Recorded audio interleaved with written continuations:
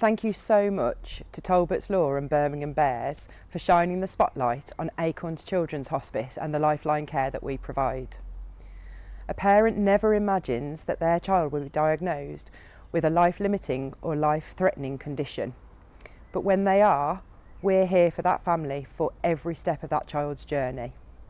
We can only do that though with your support. Together we can make a difference, and together we can be stronger.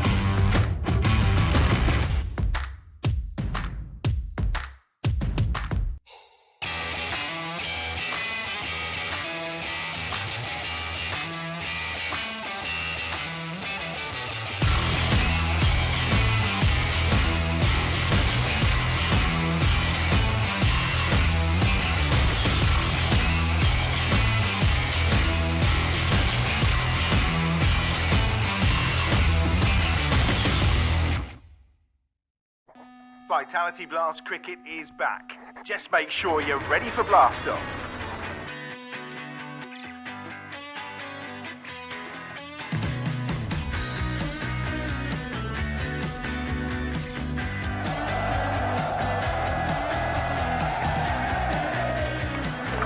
Brilliant, that's out, and a good catch as well, Al Davies.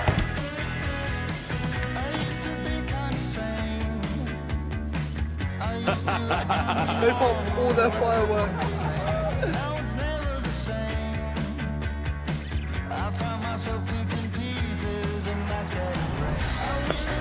Edged. Has it counted? It has. First ball for Miles. Well, that's a big shout. In the air and out. Brilliant victory for the Birmingham Bears.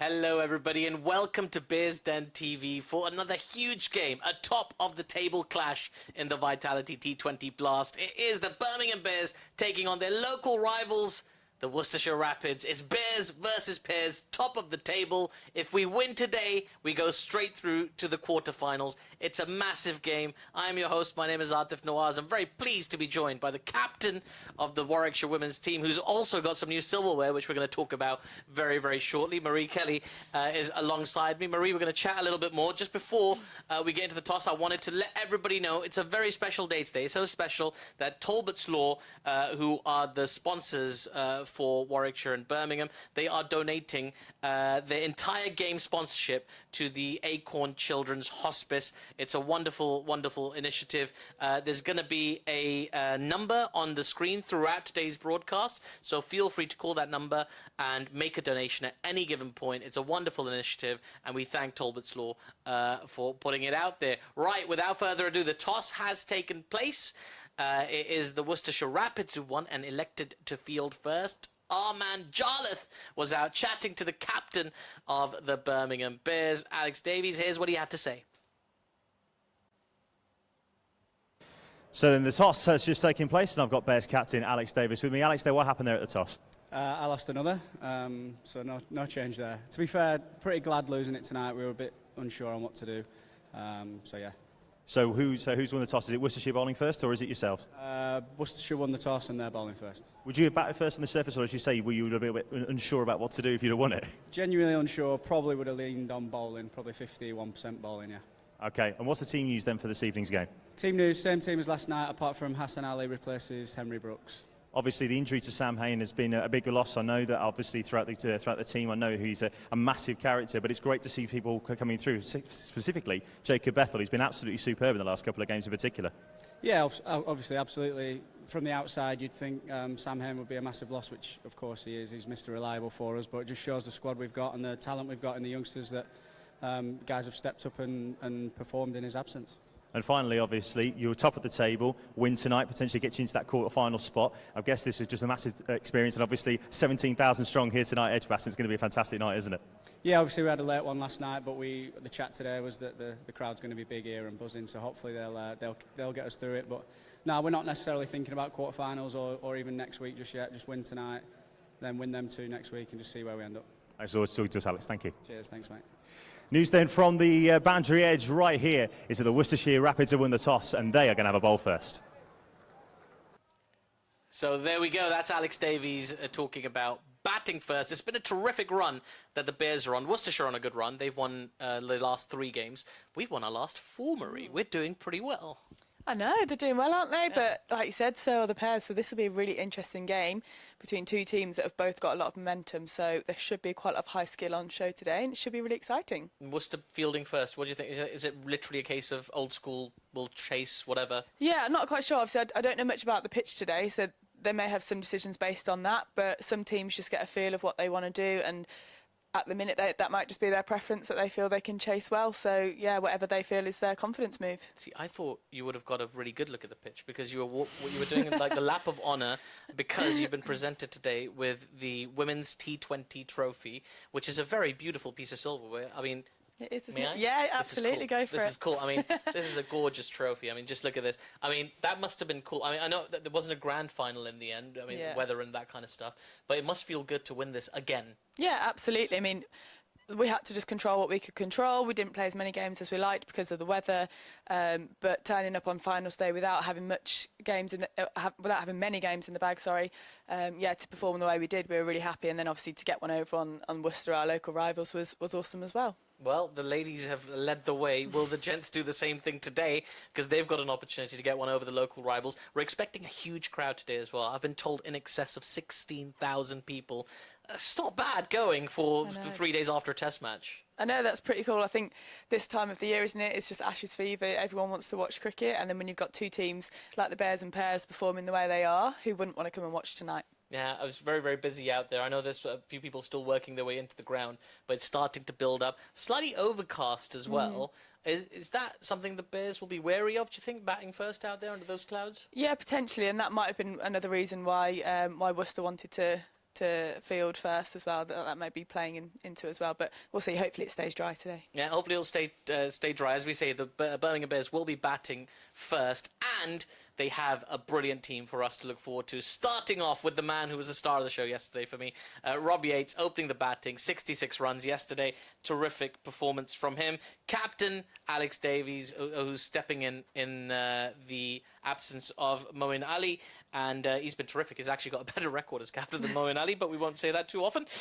Chris Benjamin is guarded to come in at number 3. Exciting to see him up the order, getting that opportunity to have a go early. Glenn Maxwell, the big show, will be in at 4, and hopefully we'll get some fireworks out of him today as well. Dan Mosley, what a performance from him. 4 wickets against Yorkshire yesterday. One of our favourites here on Bears Den TV. He'll be in at 5. Ed Barnard in next. He'll be, again, very crucial to Davis's plans to get more out of today's surface. Jacob Bethel in at 7. What a catch he took last night. It's been shared all over social media. If you haven't seen it, you got to find it. I believe it's on the Warwickshire Instagram page. It's brilliant. What a stunning catch. Chris Wokes, the most handsome man in world cricket. Chris Wokes will be coming in at number 8. He's been outstanding as well. He's also one of the people who shared Jake's catch yesterday, so that was nice to see. Hassan Ali, Pakistani superstar, fresh off being recalled to the Pakistan Test team. He'll be coming in at number 9.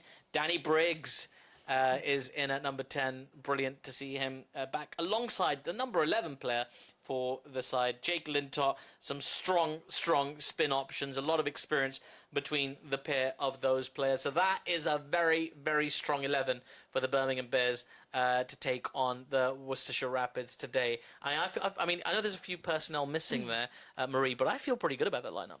Absolutely. When you were just listing those names, it just more and more keep coming, and even Briggs and Lintott at the end can both hold the bat as well. So from a batting point of view, I think we're up there, and like you say, with the skill of both those spinners as well, amongst the seamers that get it around to do a bit. So yeah, really exciting. I mean, I've been talking about the catch, but it really was something. I mean, I know. Like when you saw it, we see a lot of impressive catches in modern cricket, but that felt special. I know, and even on the replays, he's not even on screen when you see the ball going there. So the amount of ground he covers, and then obviously that full stretch dive, and then to be able to keep the ball in his hand after even catching it in the first place is a whole skill in itself. So yeah, unbelievable, and that shows the level of fielder we can have these days. What does that do for you, Marie? Because you've been in that spot as well, where like overnight you kind of get a lot of shine on social media, for example. So people are talking about you, all of a sudden you're trending, and you're the it thing, and people are forwarding your own performance. Like, how do you process all that? Is it just a wonderful feeling and that's great, or can it mess with your head a bit? Yeah, I think it definitely gives you a lot of confidence, but also having the video there kind of shows you, oh, actually that was pretty special, because sometimes as a fielder you don't realise, or with the bat or the ball, you don't realise necessarily what you've done. So watching it back and you go, wow, yeah, I actually did pretty well there. That will give them a lot of confidence. On the flip side, when it goes wrong, that's where social media can be quite excessive too. So it's learning to kind of try and stay nice and level with it and not be too up and too down along the way. And in terms of ups and downs, fitness, I mean, they were playing yesterday. It was an intense game, very close, 4 runs to separate the two teams. We won, of course we did. But, like, you're straight back out there, back at Edgbaston, where the record's been a little bit more, like, 50-50, really. They haven't won every game here. Well, won the last one in spectacular fashion, has to be said. What a comeback that was. But, like, how do you bounce back from an intense game like that and stay focused on the next one? Well, I think it helps, obviously, the hard work that they do over the winter. You do all your fitness stuff for moments like this, but also the fact that they're winning, that definitely helps. If you're in a losing spell and you're going back-to-back to games, that can be quite a lot. But when you're winning, you want to keep going. So the boys will be loving it, I'm sure. They will. I mean, back-to-back games mean challenges for lots of people, no more so than the head of turf management here at Edgbaston, Mr. Gary Barwell. This time we have a message from Mr. Gary Barwell on behalf of Allet Mowers.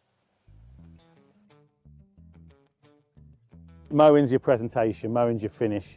A lot of hard work goes in before that. It starts end of season. It's scarified, seeded, and top dressed, purely to put it back to where it was on the year before. Keep the drainage rates up so we can get play as much as we can, and to keep the grass healthy. The outfield is important to me. I believe it's where the stage is set when you first walk up the steps. I remember as a kid going to watch football. You walk up the steps and you see the pitch for the first time. It's a really big wow factor. I always like to think that people come to Edgbaston and they look out from the seat or the gut box, or they come for a conference and they look out and think, wow, the outfield looks amazing. So we try and keep that up every day of the year. It's really tricky in the winter because of the amount of shade that's on it, or when it's wet. But we're starting to put programmes together where we're more all year round. We try and treat it like a Premier League football pitch.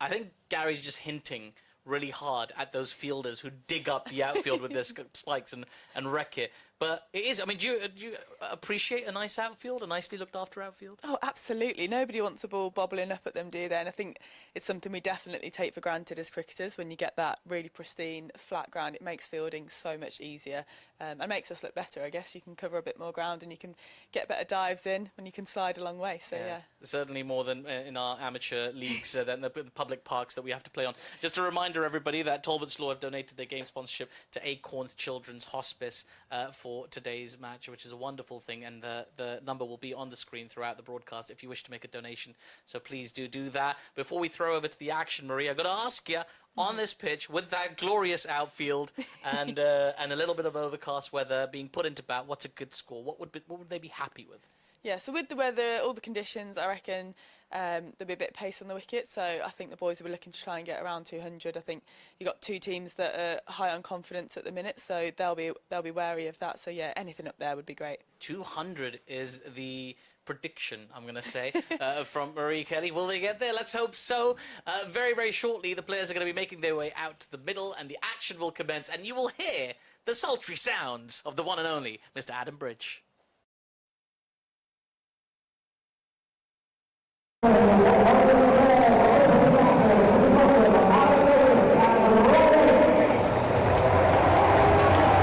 It's Derby Day at Edgbaston, always a much loved day in the calendar.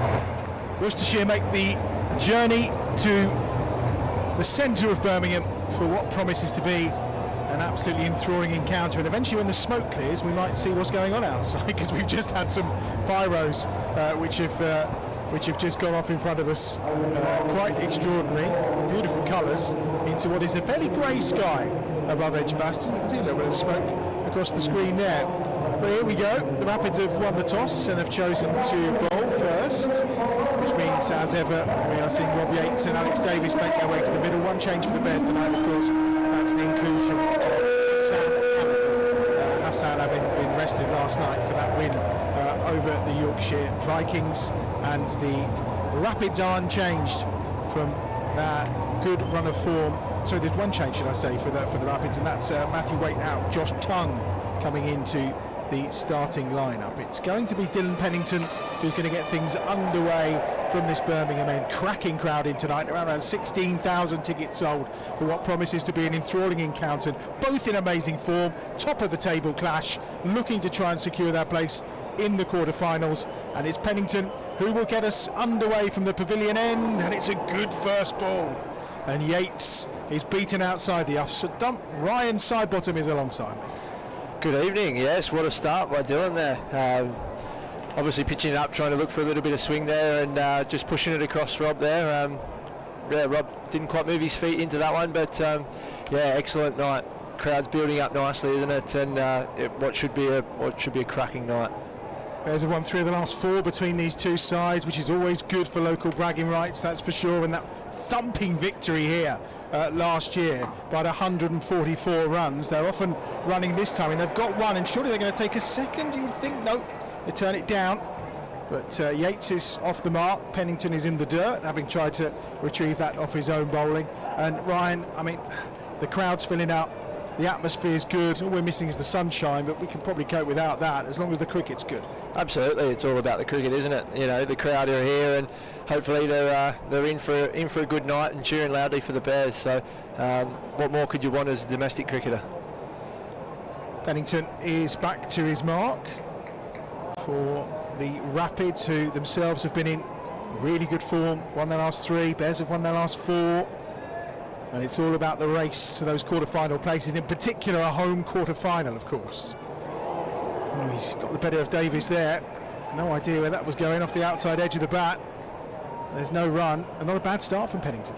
Yeah, nice start here. He's hitting the deck quite hard and pitching it up, looking for any shape if there's any out there. I can't really see from this angle, but you know, as you do as a fast bowler, get it up there, give it every chance, don't you? Yeah, fresh hybrid deck, of course, which means we are playing over to the left of the square as we look on, which means we have got a short boundary in this over on the offside to the right-hander, leg side, of course, to Yates, as they gather up a second run. Aaron's alongside us as well as ever in Stats Corner. This is one of your favourite fixtures, I know. Historically, who gets the better of it? Well, first and foremost, good evening, Adam. An absolute pleasure to be here covering Derby Day, the best fixture in the entire cricket calendar. In terms of the head-to-head, Bears fans will be licking their lips at this prospect. The Bears are ahead on the head-to-head, 20-16, so things are looking quite good from a stats perspective. Let's hope so. I'm sure you'll have some more gems for us a little bit later. Fifth ball of the first over, and again, it's another single. Yates in good form, of course, after that good knock last night against Yorkshire. Yeah, definitely. Struck the ball nicely, didn't he? One more ball to come in the first over. Josh Tongue, of course, has been released from England due to play in this game. I'm sure he'll be joining up with the rest of them, as of course has Chris Wokes, as we know, who was available, of course, for the last two games as well. Victory against Durham 2 from earlier in the week. 3 without loss then. Last ball of the first over. Down the leg side, that's going to be a wide. Another one to the total. Another ball to come as well. And the Hollies is certainly filling up. I know the Hollies is sold out tonight, I think. Was one of the things. It was around the 95% mark or something crazy like that. So that's going to be one hell of an atmosphere in there for sure. Well, I'm looking forward to hearing them in full voice when the Bears get out there to bowl later on tonight. That's for sure. Yeah, they were in pretty good voice during the Test match, of course, which has just concluded here at Edgbaston. Last ball of the over, outside edge of Davies's bat, angled away nicely for another single. 5 off the first over, then Pennington's done, and a steady start for the Bears. Yeah, steady start. I think they're setting themselves up for a nice platform here. Obviously, giving themselves a bit of a chance to see if there's any movement in the hybrid pitch here, and you know, it's not the worst thing to do either. I think, you know, 20 overs is a long time to play, so give yourself a chance to build a nice platform and head into there. So we talk a lot about the hybrid wickets. I mean, are they in essence all the same, or do they obviously have to still be prepared individually to your personal specifications? No, I think they're prepared very similar to a normal grass pitch, to be honest. I think they hold together a little bit longer so that you can get a little bit more use out of them. So instead of maybe getting 2 or 3 T20 games out of one pitch, you might get 3 or 4, might get 5 if you're lucky, and you look after it quite well. But they're an interesting prospect to bowl on, that's for sure. Here is the aforementioned Josh Tongue, speed boy from the Birmingham end. Played in his first Test match against Ireland, of course. There's a misfield there. Kashif Ali, I think the player that was beaten, now come back for 2. Yeah, I think he's just been done by the cover on the pitch there. That would probably be prepared for an upcoming game for sure. There's a carpet cover over the top, and I reckon he's just done him there. I'll take the 2 runs. Davies on to 4, Yates on 2, 7 without loss. Solid shot from Alex Davies, who's in pretty good nick. He's looked very tidy. 126 runs so far. So there's a few more than that, but he scored well the other night. He's captained well as well, hasn't he, Alan? He really has, yes. 7 wins out of 7 as captain of the Bears, and the thing that's really stood out to me with Davies as captain, his bowling rotations. He knows exactly when to bowl Mosley. He knows exactly when to bowl Maxwell. To be honest, I think he's been fantastic. Yeah, he certainly has. The record's good. 7 without loss, and that's a cracking shot as well. Lovely drive for 4. Beautiful from Davies, and the crowd are on their feet, and the pyros are off for the first time. Yeah, lovely shot from Davies there, just nice and stand and deliver. Tongs just overpitched a little bit, and Davies being able to pounce on that. Didn't move the feet, did he? It was just picked up on hand and eye coordination alone. Lovely shot. It's better. 6 off of the first 3 balls of Tongue's over. Have you seen much of Josh Tongue before? I've been lucky enough to play against him a couple of times. Not very nice to face. Pulled away Oh, they're going to get a single, another misfield. Going to be tight. Oh, it wasn't too far away. Add one to the total, but that could have been close. Yeah, it would have been really tight. That they say never run on a misfield, but come into fruition there. But yeah, luckily the throw from D'Oliveira was a little bit wide. Does that rule apply in T20? Surely you have to run on a misfield in T20, don't you? Oh, it's risk reward, isn't it?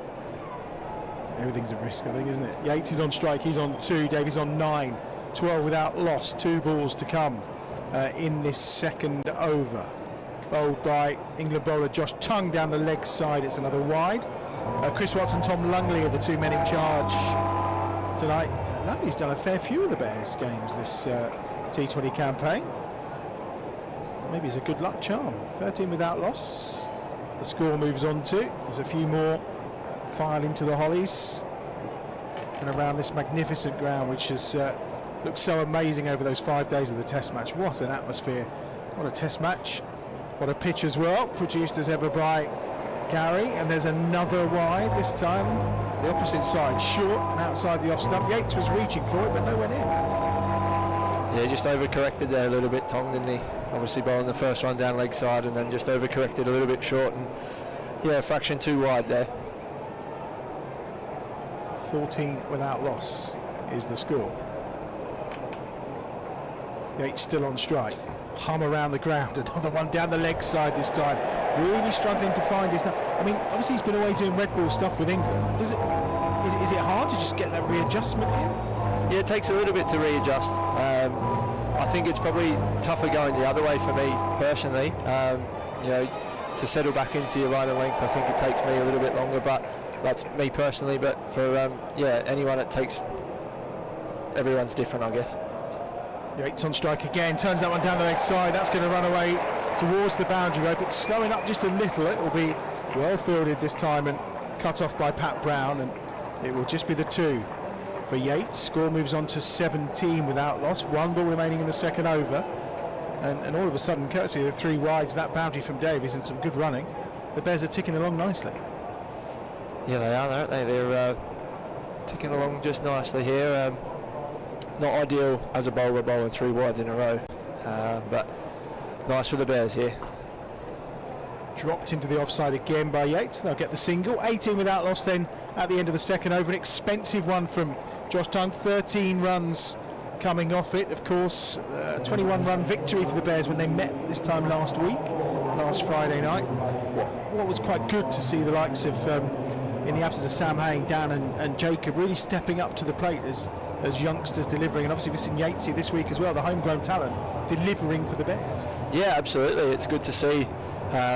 You know, they're full of it in the dressing room, that's for sure. They've got a lot to say, but no, it's nice to see them finally get their opportunity and take it, to be honest.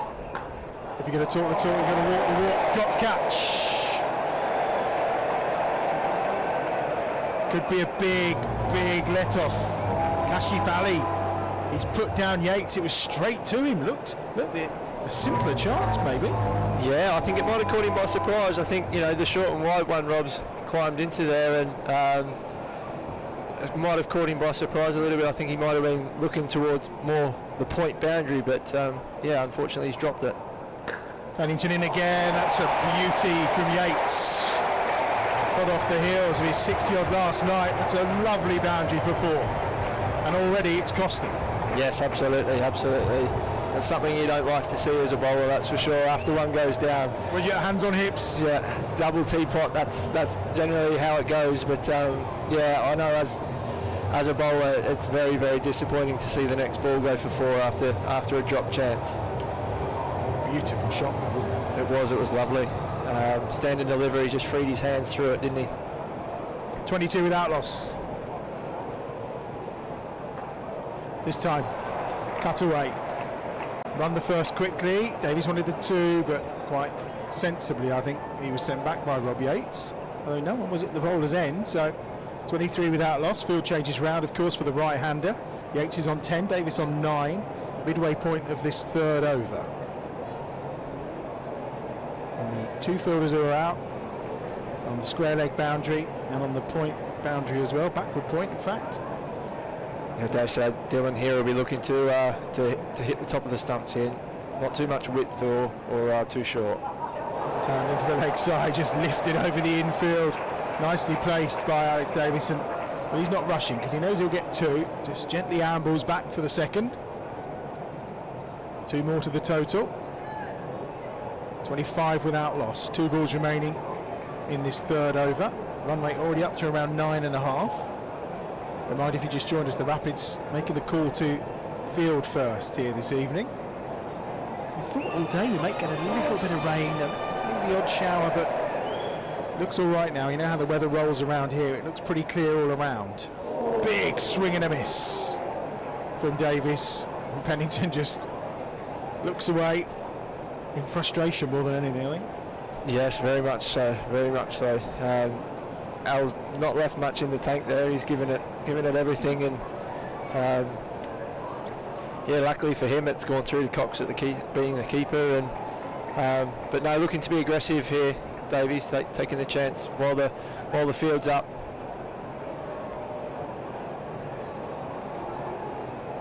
Pennington not going badly here. 12 runs off his first 10 balls. That's straying onto the leg stumps though.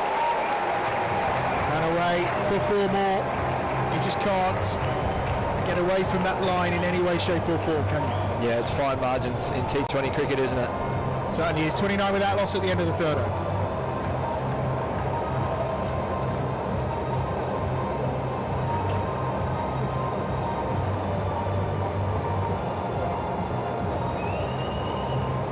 Lovely shot from Alex Davies. And the Bears ticking along very nicely right now. These two as an opening pair, Aaron, they've been performing very well. They really have, and we go back to that missed opportunity from Kashif Ali, usually a very safe pair of hands. Rob Yates has been in exceptional form for the Bears, the 3rd leading run scorer on this team. That could be a massive moment in this game. We shall see how it pans out. Pat Brown, who's again having a terrific campaign back from that terrible back injury previously, of course. 21 wickets already in this campaign. Right, his economy rate was over 11. I know he bowls at the death, but it's quite extreme, isn't it? It is, but that's what happens when you bowl at the death. You tend to go around the park a little bit. Let's see if he goes around the park here. 29 without loss. First ball, he is going around the park for 4. Terrific shot from Yates. Absolute beauty. Yeah, absolutely. Just back of the length there from Brown, and Yates has climbed into that 1-1 bounce, 4 behind square there. 33 without loss. Yates onto 14. Looks in good order here, Yates, doesn't he? His triggers nice and early, and he's in a stable base, giving himself every opportunity. Yeah, he's having a terrific campaign. Oh, before tonight it was 270, and there's a 6 for Yates. First of the night, and again it's short from Brown, down the leg side, and dealt with as it should be. Just helped it on its way, didn't he? From the angle around the wicket, just angling in towards, down leg side there, and he's just helped it on its way. Well, perfect start for the Bears this, 39 without loss, 2 balls gone in the 4th over. Yates onto 20. Here's Brown again, same line, this time it's just fended round the corner. They'll take the first quickly, and it'll allow for the second. Really good running. 41 without loss, Yates onto 22. And that's the thing with these two, not only are they hitting big boundaries, but they run well together. Yeah, absolutely. Alex and Rob, to be honest, they're both quick between the wickets, so you've got to be on it in the field. 12 off the first 3 balls of the over. One of those special overs this. Remember, they scored magnificent runs here last time out against the Rapids in that 144-run victory. This one, Yates has run down again for the quick single, and it will be a quick single. There was the threat of a throw on that occasion from Dylan Pennington. Probably wisely just giving them the single and getting Davies back on strike. 42 for them, no loss. Bit of a change of pace there from Brown into the wicket. A little bit of an off-cutter it looked like, and Rob's just waited nicely. He's got the tools, Pat Brown, for all of that stuff, hasn't he? He has. He's got more than enough variations, that's for sure. 2 balls to come in the 4th over. Cut away. Davies just holds his head back because he feels he's missed out a little bit there. Just the single again.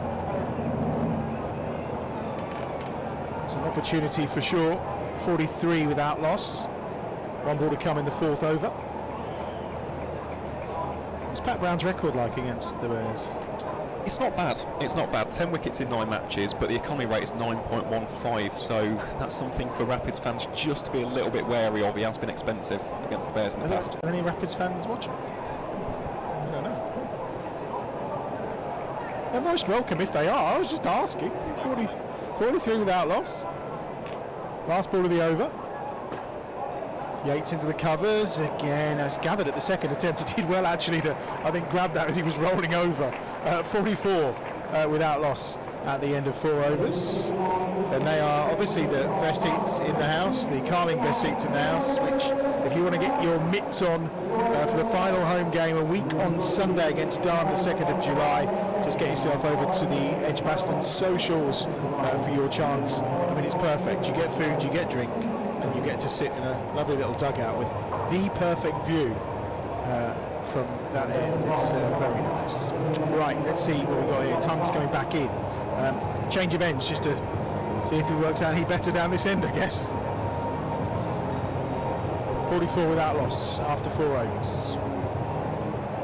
It'll be Tongue to Yates, who's on 24. Davies on 16. Run rate already up at 11 and over for these two. The perfect start. Plenty of pace in that one. Yates with a swing and a miss. That zipped through, didn't it? Looked like it almost gathered pace off the wicket. I mean, the hybrid, they tend to be a little bit quicker and a little bit more bounce in them. So I think Tong and Brown, or Pellington as well, they'll enjoy the extra bounce and pace. Yeah, he's certainly rapid, Tongue, there's no doubt about that. And again, swing and a miss from Yates being outside the off stump. There's a little bit of talk about that he and Wood may both play at Lord's potentially. I mean, that would be an interesting combo.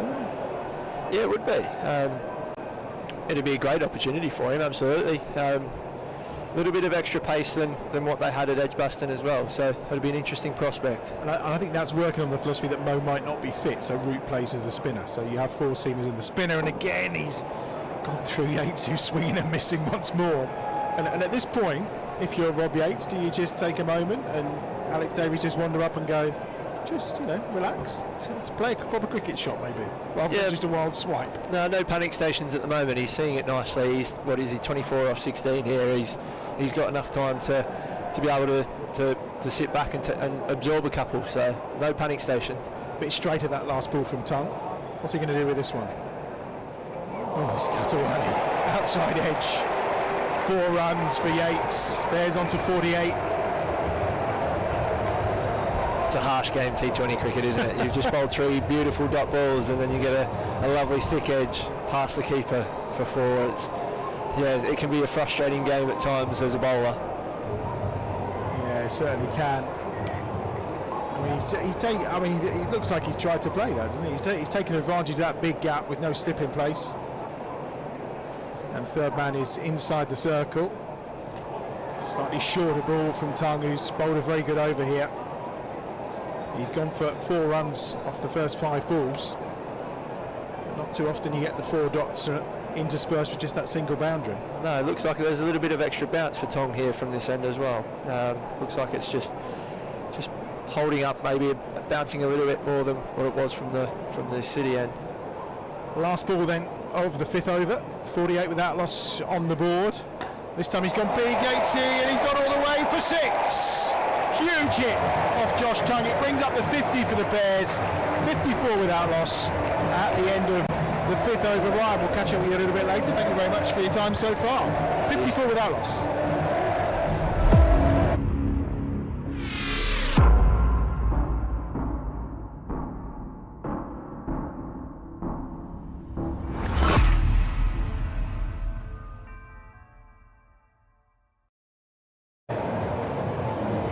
54 without loss then at the end of 5 overs. Aaron, these two flying nicely.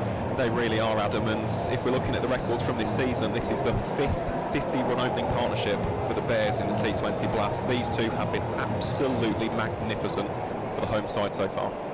And they're still going well now. Pat Brown's bowling his second over, and that's a wild swish from Alex Davis. Ryan Sidebottom's departed, and Chloe Brewer from the Central Sparks is alongside. Good evening.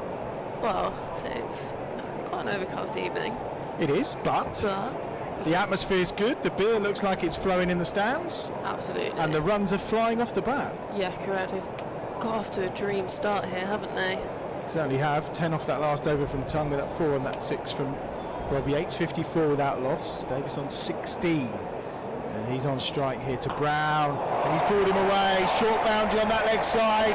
And it's into the third row. Third 6 of the night. And this time Alex Davis getting on the act. Yeah, this is an incredible power play. They're really just putting them all around the park, aren't they? Really nice shot. It is the short boundary, so anything short will be dispatched onto that leg side.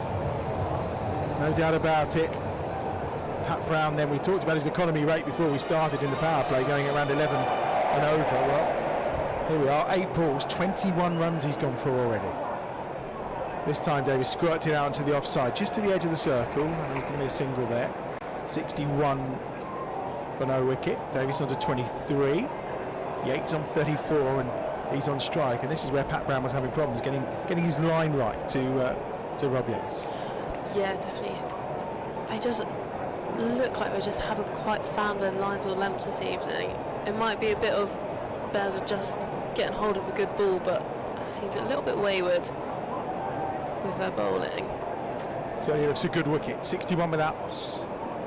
Yates is on strike again. It's turned into the leg side. They're going to run the first quickly, but it will only be 1 on this occasion.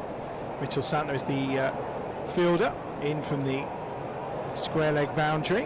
1 more to the total. 62 without loss. A really good power play here for the Birmingham Bears against the Worcestershire Rapids. And those who are now filling that, I mean, there's very few empty seats in the Hollies away to our right hand side, and when you look at the crowd there, it's plenty deep, that's for sure. It's how you spend a Friday night in June in Birmingham. Nowhere better, and that's on the toes of Alex Davis, and well, he doesn't even move his feet, just turns it round the corner for 4 more. Yeah, doesn't need to move for that, does he? He just needs to help on his way, and that's exactly what he's done, just found the gap there. He's going to be warmed by those pyros in front of the Hollies, that's for sure, as they go off once more.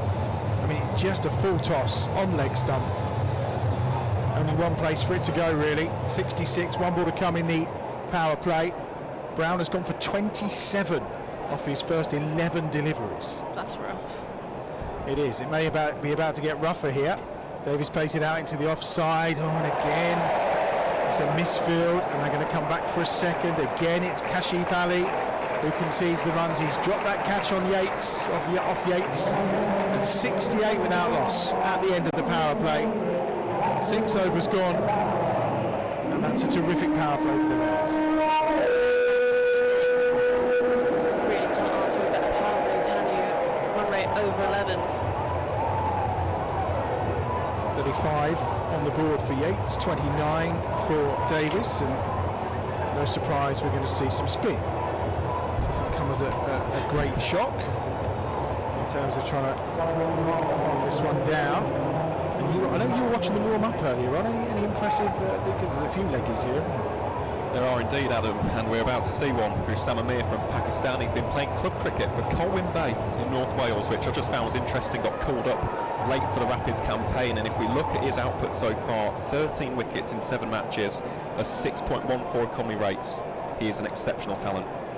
And he's in with his first ball, and it's Yates who gets trapped in the crease, and there's no run. Yeah, he's got a pretty good 4 for 22, his best figures in the competition so far. And his strike rate when he comes to bat as well is pretty decent too, so a good all-rounder they've gathered up there. Yates just feels for that one a little bit and can only steer it into the hands of Brett D'Oliveira, captain of course. I won't tell you that I remember seeing Basil and Damien play cricket. It's a great sweep from Yates for 6. Absolute beauty. Have some of that. 41 he's on to, 74 without loss. That's a great shot. I think it was put down in the crowd as well. That was a cracking shot. It's always a difficult decision, isn't it? Do you potentially humiliate yourself and go for the catch, or do you just leave it? This is true. Short again, pulled away, this time along the ground for 4. I mean, that is a boundary they have to take advantage of. And, well, I know they're hitting against the leg spin here, but I think with the leg spin, it's a very bizarre end for them to bowl in from. Yeah, especially with a left-hander here, like, it's just going to find that boundary very easily. Which he's done twice, and the bails are whipped off, and there's the response. Perfect delivery.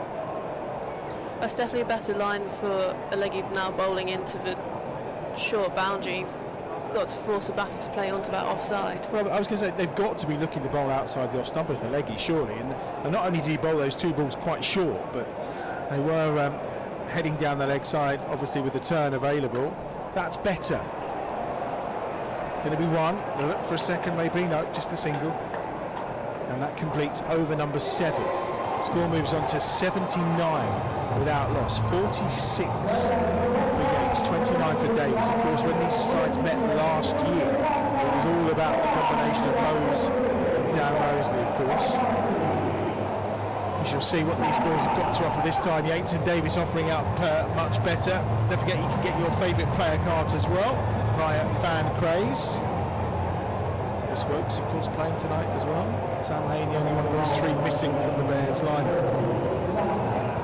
Santner's coming on, overseas player. Always very handy at this format of the game. Definitely is, yeah. 91 wickets and 83 T20Is for New Zealand, and again he's been pretty good in the Blast so far this summer. 7 wickets, averaging 35, but the economy rate's 7.65 runs per over. The Rapids need that from Mitch Santner tonight. Surprising to see the leggy bowling from this end with that short boundary to the left-hander. It was a massive gamble, to be honest, from D'Oliveira. I'm not entirely sure what the logic was, but I suppose we'll find out, won't we, in due course. 79 without loss then after 7 overs. Santner from the Birmingham end. Very unique delivery he has. 80 without loss. His arm action stands out in a crowd, doesn't it? Yeah, definitely. I've been watching next one quite closely. It's taking me off guard a little bit. Davies is on strike, he's on 29. So I wonder by he bats in his glasses, doesn't he? I saw him wonder by in his glasses earlier, but obviously needs it for batting, but not for bowling. If he goes for the contacts for bowling, I thought potentially it may have been the other way around. But then look at Leachy, he doesn't bowl with his glasses, does he? But he does bat with them, as we know, and bats very well for 1 run often. 80 without loss.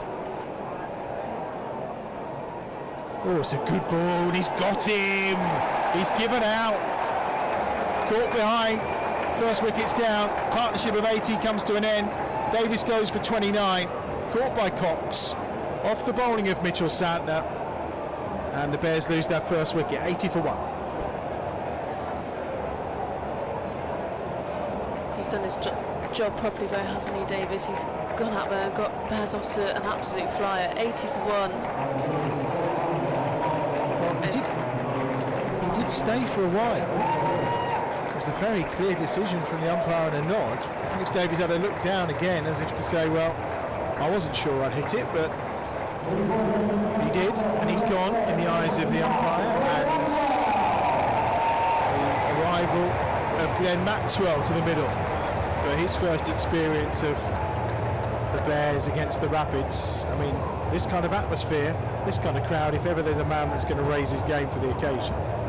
Yeah, absolutely. We haven't seen quite what we wanted from Maxie yet, but tonight is always the night. 402nd domestic T20 game, of course. You may have seen his impromptu shirt with 400 handwritten on the other night. But Durham. It's almost like he may have crept up on somebody. Oh, we better give him something for his 400. Well, let's see what he can give us in game 402. That's always a way, isn't it, as well? You get something like, oh no, we haven't got anything. Yeah. Yeah, I think Abin was having a bit of a shocker, actually, because he forgot the player of the match trophies as well, so... Oh no. 80 for 1 then in the 8th over. Oh, he's beaten with the first ball. There's a bit of turn there for Santner. Yeah, it looked like there was quite a bit of turn on that ball actually. Have a look on a replay here. Not sure.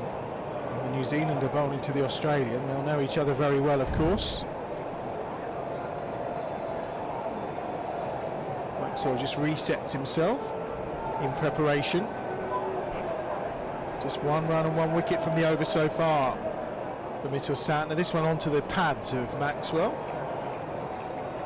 1 more to the total. 81 for 1. Yates still there on 47. So the run rate ticking over just over the 10.5 mark, which is pretty good. Yeah, you definitely can't complain with that, can you? Well, I would not at this stage, no, as long as they keep it going, for sure. We will, of course, keep an eye on all the other fixtures taking place tonight, given that we're in that scenario of it being a fairly tight situation with the rest of the group and who's going where and who's going what, who's getting home quarter-finals, of course.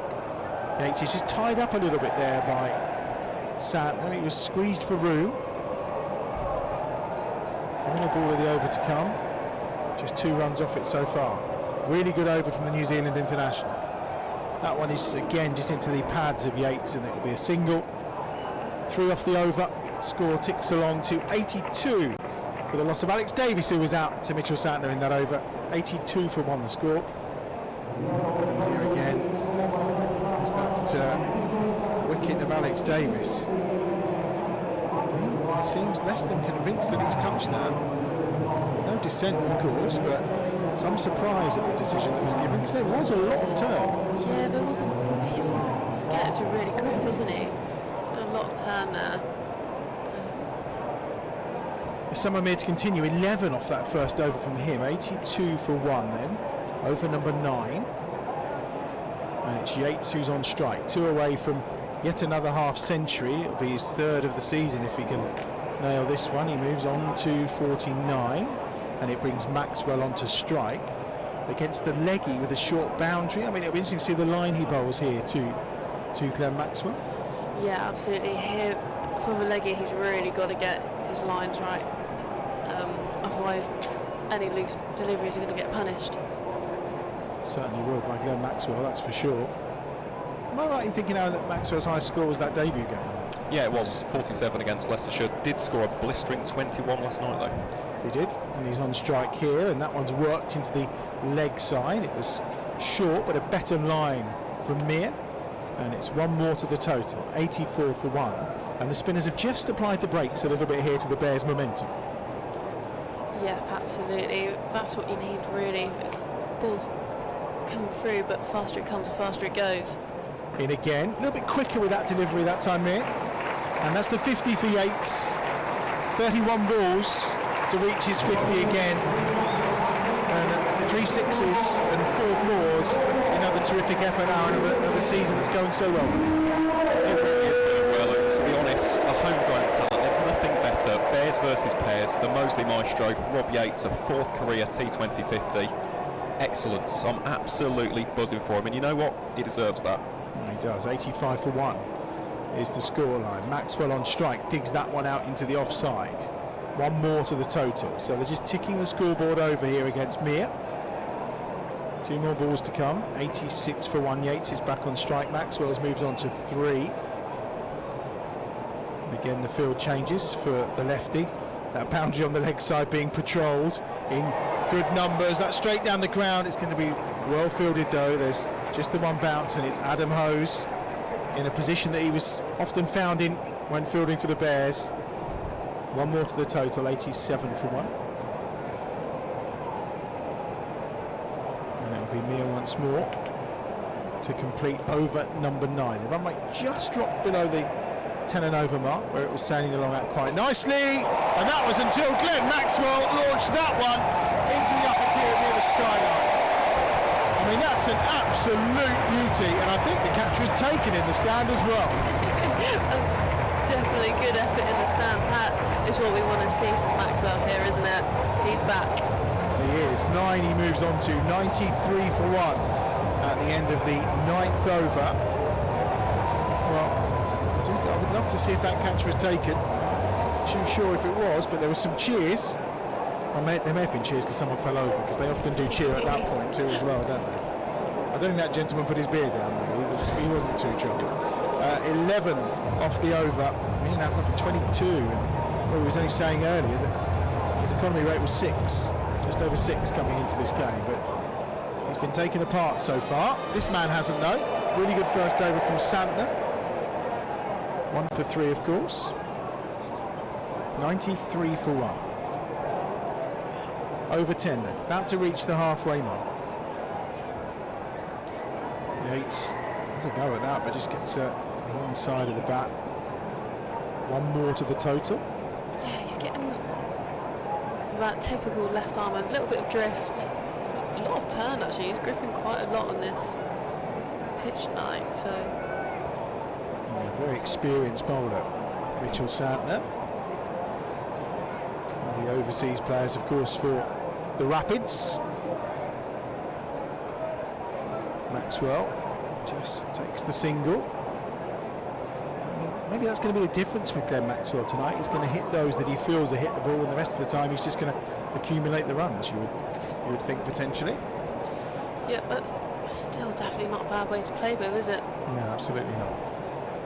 Sensible, I think, in the absence of Sam Hain, of course.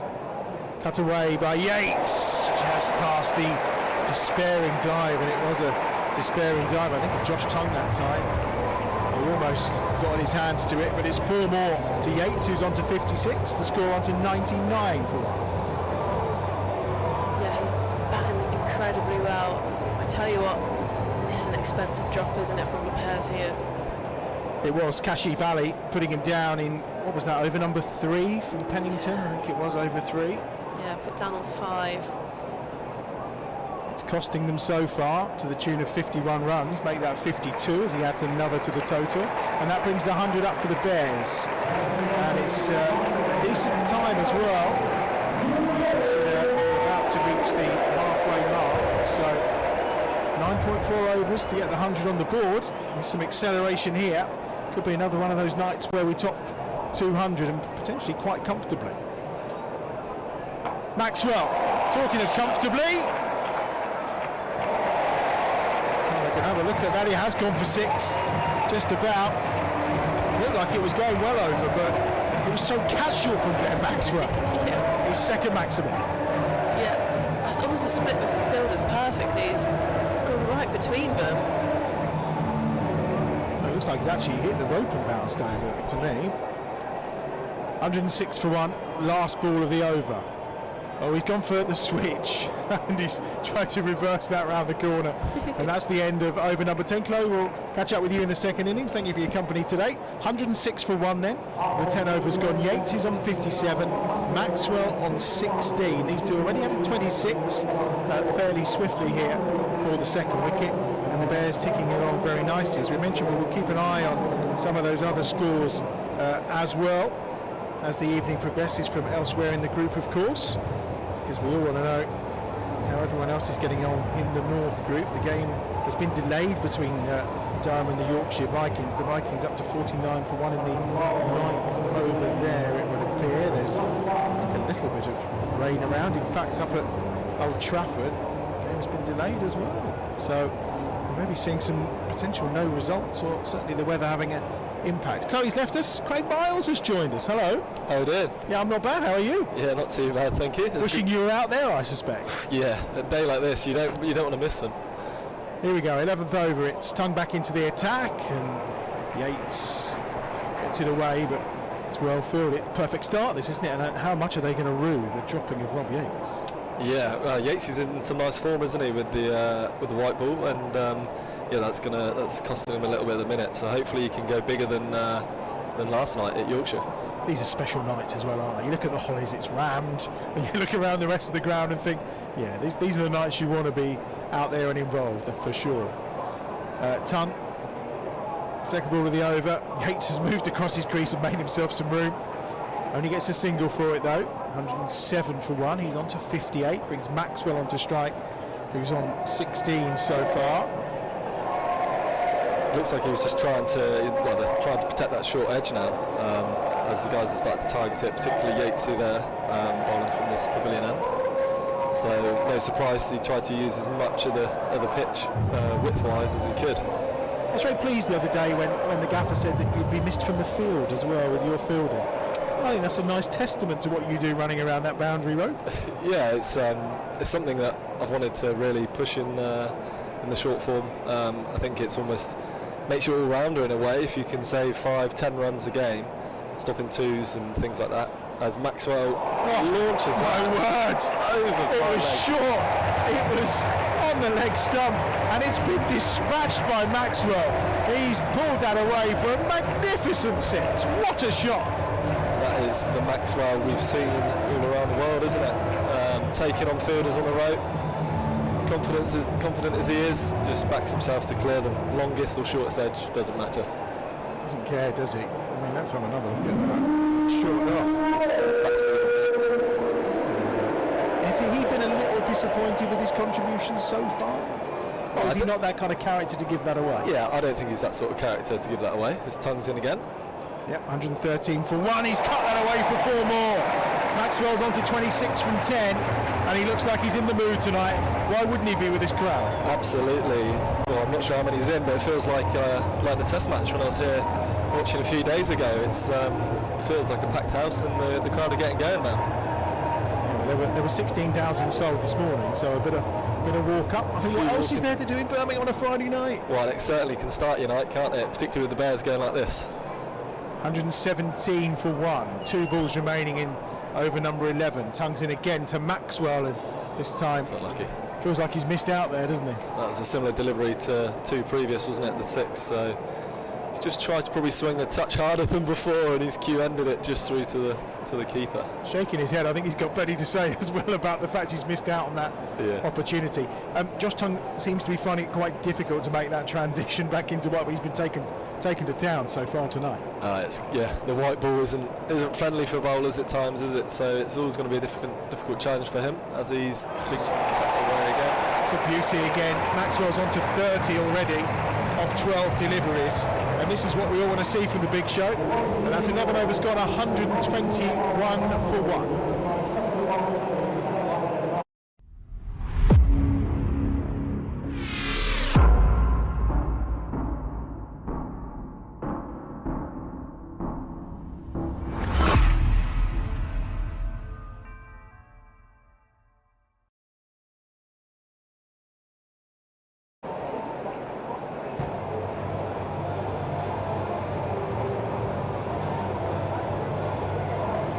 For Maxwell, 58 for Yates, 121 for 1 off 11 overs.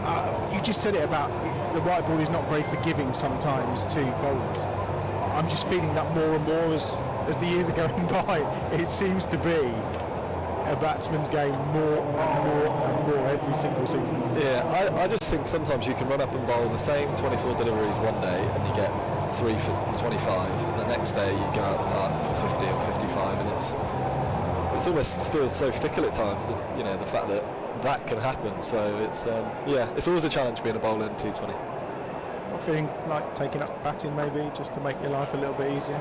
Yeah, I need to think that's the work on for the winter, to see if I can get myself up the order just to get a few runs back if I do go the distance. Another single to Yates, he's on 59, 122 for 1. That's the voice of Craig Miles, who's alongside us in the commentary box for a few more overs yet.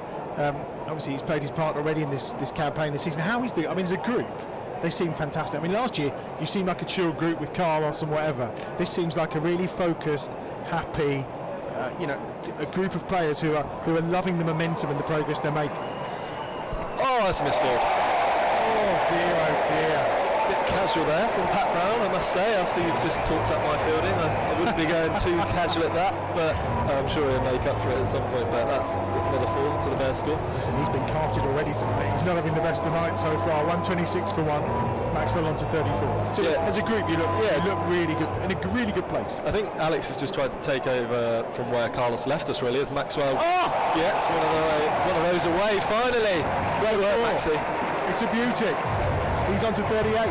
And I think we've developed a kind of game plan and a way of going about things since Mark Robinson came in, and we've built on that each year. You know, away quarter, home quarter, and as things are going well at the minute, you know, hopefully another home quarter final to follow this season as well. So Davo's been great. Obviously Mo's coming in and out, and the likes of Maxwell coming in to just obviously contribute on the field with bat and ball, but also off and help guys with their game too.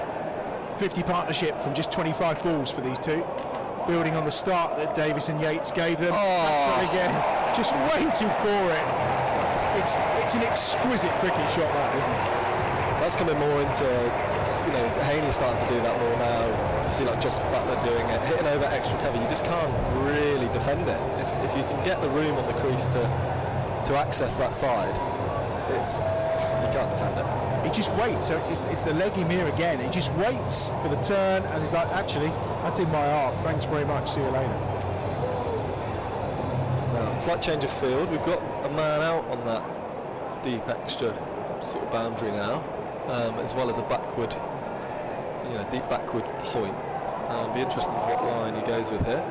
42 off 15 for Maxwell, and he's gone with a line well outside the off stump. Glenn Maxwell just making the point to the umpire. Hello, I couldn't actually reach that. Fair play, he's bowling to his field there, and he's snuck one, a useful dot just before the last ball comes down here in this over. It is when you've already gone for 13 off the over, isn't it? He's gone for the switch again. This time he's made no contact, and it's 2 dot balls to end another dramatic over. 134 is where things stand right now for the loss of 1 wicket after 12 overs.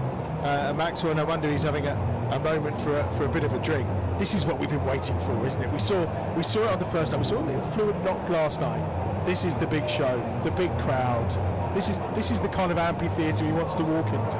Absolutely. I think if Maxi can bat 35 balls, 40, he's faced not even 20 yet. If he doubles that balls faced, he's probably going to over double his score. So if he can just think about doing that, the Bears will be in great shape.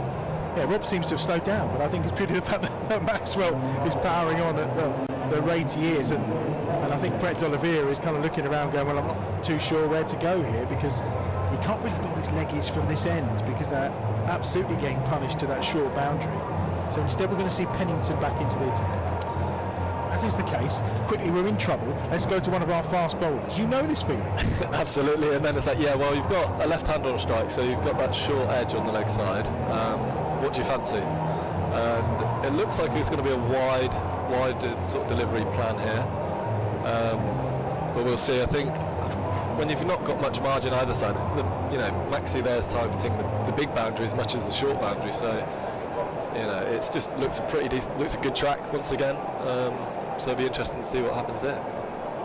You get the feeling that anything outside the off stump is where it's got to be, but I mean the way Yates was playing some of those drives earlier through the covers, it's probably the plan, but whether it'll work or not is a different matter. Yates has given himself some room, and he's put that one up in the air. Pennington's under it and takes the catch, and that's the end of Yates. Caught and bowled by Pennington for 59.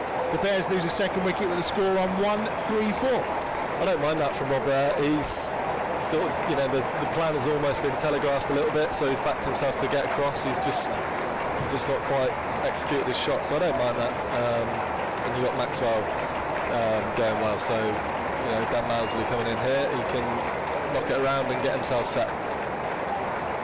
Yep, here he comes. Saw him downstairs earlier. I think he's planning on another one of those lovely wooden trophies from Talbot's Law to be player of the match, actually. He said, I'll see you upstairs after, which is the only reason he comes up here, is when he's delivered a performance. He did actually say to me, and this is not, I love him to pieces, he said, fancy it. And obviously he did well here last year with Adam Hose in that partnership that helped drive them forward. With the ball, he's on fire. It's been great to see. We all know the capabilities of Dan Mousley, but he's had a couple of. He went away this winter. He's played in the played for Emirates. Rubbing shoulders with guys of high T20 caliber. And I suppose the bowling has been the most surprising, but I think what's been great is he's shown great confidence every time. He's taken that positive step forward, batting, bowling. And he's just backing himself, and that's really the game, isn't it? He's continued to back himself, regardless of a previous score or previous ball spell, whatever it is, as he shapes up here to Pennington first ball. 134 for 2, and he's off the mark straight away. Brings the Big Show back onto strike.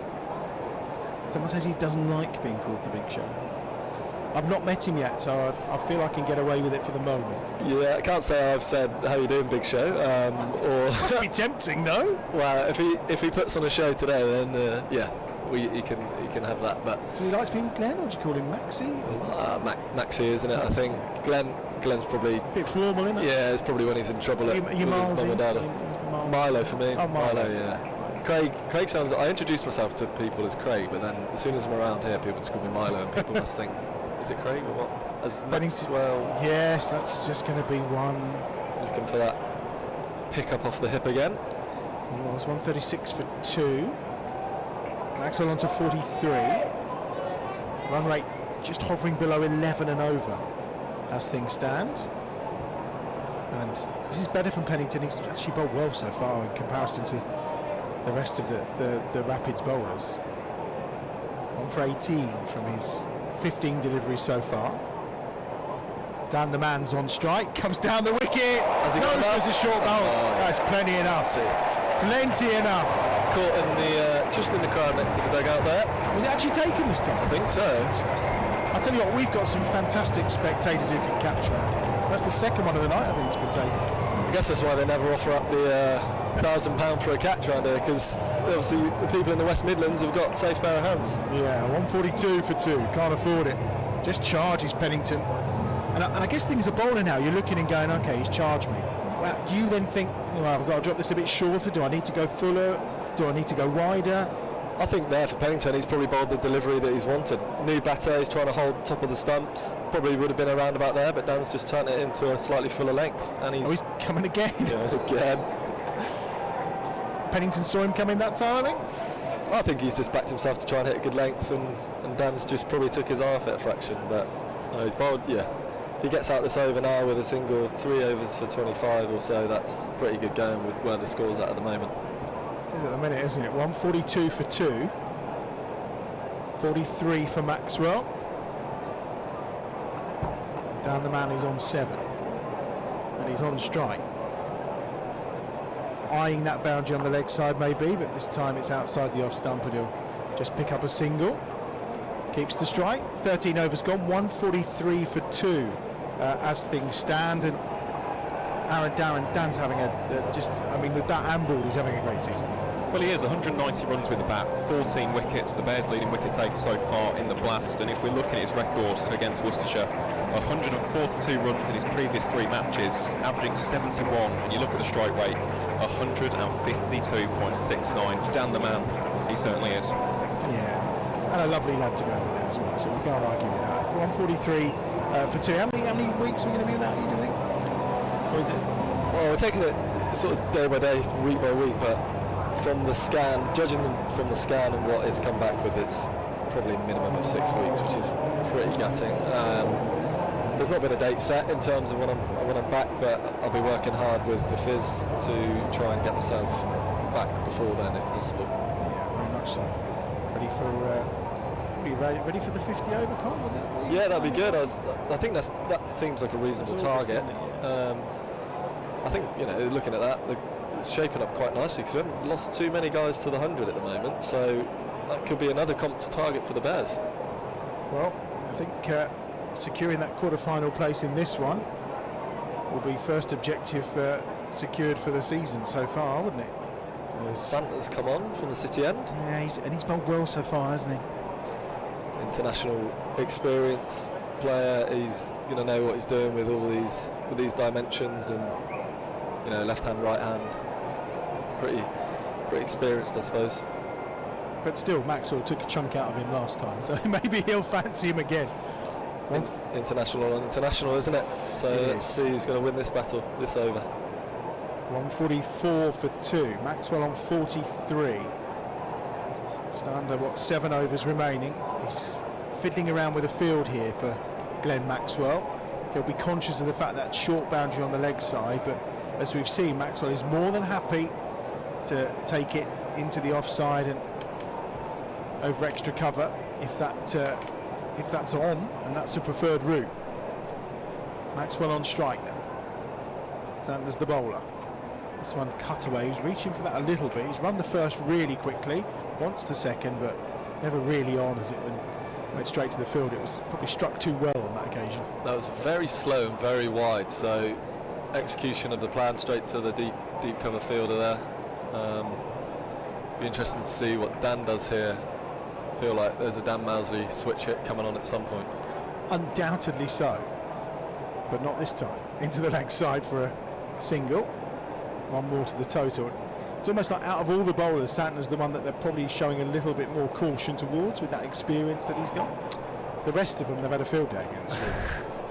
Looks that way at the minute. I think, yeah, a T20 now, there's so much stuff around matchups or this bowler's going well, etc, etc. So they'll be certainly aware of who they're looking to target, which way, and as Santner comes in again, very slow, very wide. Oh, he's just flicked that one up in the air. It's going to be caught, is it? Yes, it is. Oh, just not enough on it from Maxwell. It almost seemed like we saw previous ones with huge bat speed. That was very casual, almost like he was popping it into the gap on that offside, and he's gone for 44, and the Bears lose a third wicket. 146 for 3. Maxwell's the man out off the bowling of Santner. It's almost the lack of pace on the ball didn't allow him to hit through that as much as the previous time he'd done that, so felt like it was going to drop short, but Pat Brown, as I said earlier, he's made up for that misfield and done some good yards there, and took a pretty comfortable catch in the end. When you end up with one hand off the bat, that always tends to mean it's not quite gone where you want it to. I mean, it wasn't far away from clearing the ropes, was it? But it's a big hit out there, and to hit it one-handed, it's probably further than I can too. 146 for 3 then. Chris Benjamin's the new batsman. I wonder if we might have seen Jacob Bethel, but it's Benjamin they've gone for, but with still got 6 overs to go. Bethel coming in with 3 overs to go and giving it a clump is no bad thing, is it? So that's the role he's taken on the last few games, and he's done it very well, hasn't he? It was nice to see Benji get a decent knock last night as well. It's been a tough season for Benj so far, hasn't it? A little bit, but what's been great about him is Santa's in to Benj. Slow wide, cut to point, and hustled a single, and potentially no overthrow. No overthrow coming there, just the one. Benji's gone about his game as he always does, regardless of the scores that he has or hasn't got. He's been brave, he's taken positive option. I think of the game against Northants where he faced 3 balls, 6-4 out. No mucking around, he's straight in, a couple of boundaries, selfless batting really. Yeah, that's what you need, isn't it? Santner in again. Oh, and Dan's gone. No, he isn't. No, he's not giving it. Up off the thigh pad, I believe. Well, they were convinced, weren't they? I was convinced. Aaron had that look of outrage on his face that it was all over and done with, but it's no wicket, and 14 overs gone.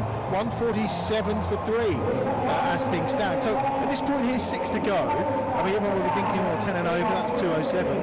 But I mean, there's the potential maybe to push on for a little bit more.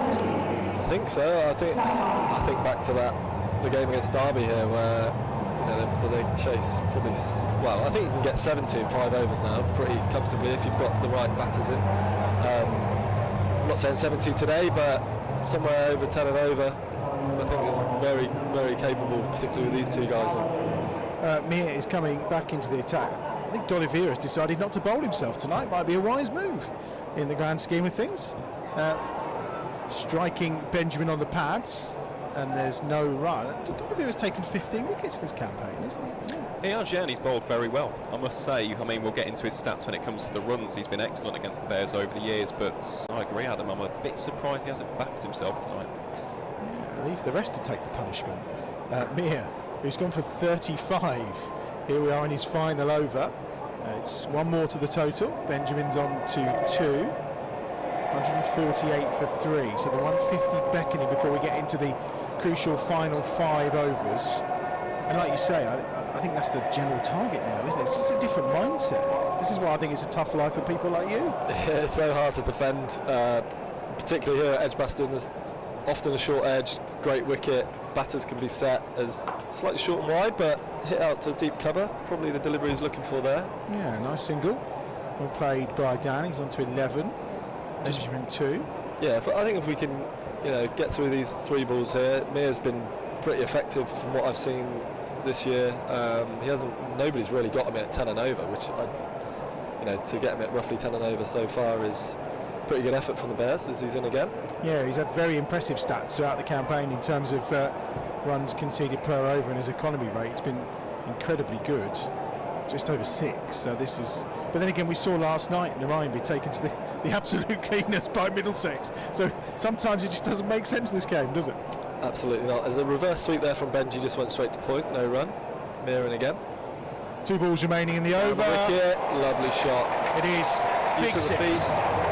Over long off there. I think the analysts were worried about their computers for a moment there, but that was way behind them from Benjamin. 155, the 150's out. 155 for 3 with 5 overs remaining. And 1 ball, the last to come from Mear, who's gone for 43 so far from his 23 deliveries today. Last ball to Benjamin. Will he try and repeat the trick? No, this time he just goes down the ground for a single. And that's the end of the 15th over. Thank you very much. We'll speak to you again in the second innings. Craig Miles going to dart out the chair for the final 5 overs as we get down to the business end of this Birmingham Bears innings. 156 for 3 then, with 5 overs remaining. And lo and behold, I've not seen him for 8. Well, I've seen him for ages. I saw him earlier on having a bat in the nets. Oh, did I look? Not saying a word. Hey! I think there was one you nicked off to. What? You must be watching someone else. Hello everyone. How are we? Hello, listen, team. I'm not being funny. I pretty much know who you are. I can recognise you from a mile away. No, it was definitely me. I had a good net. Even with a lid on. I thought I had a good net. You did. I only caught a couple of balls. Well, this is going well, isn't it? It's not bad, Touch wood. Touch wood. OHD's with us, by the way, in case you hadn't worked it out. 156 for 3. How are you? I'm very good, thank you. Yeah, I've been down on the sight screen down there having a watch. The best seats in the house. It's gone very well. It looks a good pitch, doesn't it? Chuffing heck. It does. What do we want? What's a good score? What do we think par is? I think we could get 220. I think par's probably 200, but I think we could get 220. I think we're above par. Yeah. Well, I mean, it looks a good. I wonder if par is 220 and we want a few more. Well, who knows with these 2 out there? I mean, when Maxi was going there, we thought for a minute. Jeez. Here we go. I mean, I have myself been on the firing line of that, where he basically goes ballistic and knows where you're going to go, knows where you're going to bowl the ball, and you basically just have to absolutely nail what you're doing, otherwise it's going for 6. Pat Brown's back into the attack. Oh, it's beauty! Wow. Absolute beauty. Benjamin, yeah, that's one of his trademark shots there.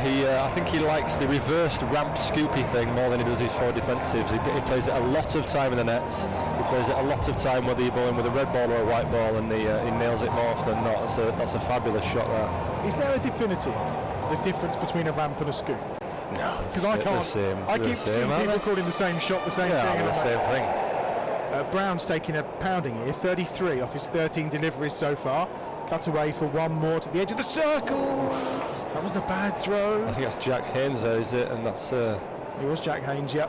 And Dan the man looked in a bit of danger for a moment there. Yeah, it'd have been interesting if it had been a direct hit, but luckily he didn't. But yeah, it was a nice bit of fielding actually. Clearly the lads out in the middle there saying hit and run at the moment, why not? 7 wickets left and 4 overs remaining. It's time to sort of... How's the Kookaburra ball going in your hands? Yeah, so we've got a red Kookaburra ball coming up this week. So we've been practicing on the Colts ground with that the last few days. It's good fun. I was talking to Rushy earlier. I don't think he called it fun. Slightly smaller seam as Brown's in again here to Dan Mousley. Oh, he's got it away.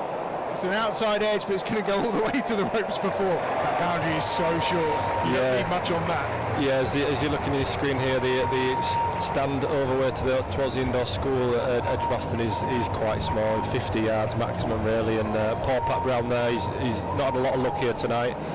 Dan charging him, he likes to charge down the wicket as we've seen plenty of times, and a bit of a thick edge, but he's cleared the guys at short third man and got a 4. To be fair, Yates, he took Brown to town on the big boundary earlier. Yeah, it was a good shout. He was in crime for 165 in the Oh my God. What on earth is that? Is it a ramp? Is it a scoop? Or is it something we've not seen before? It's going all the way for 4.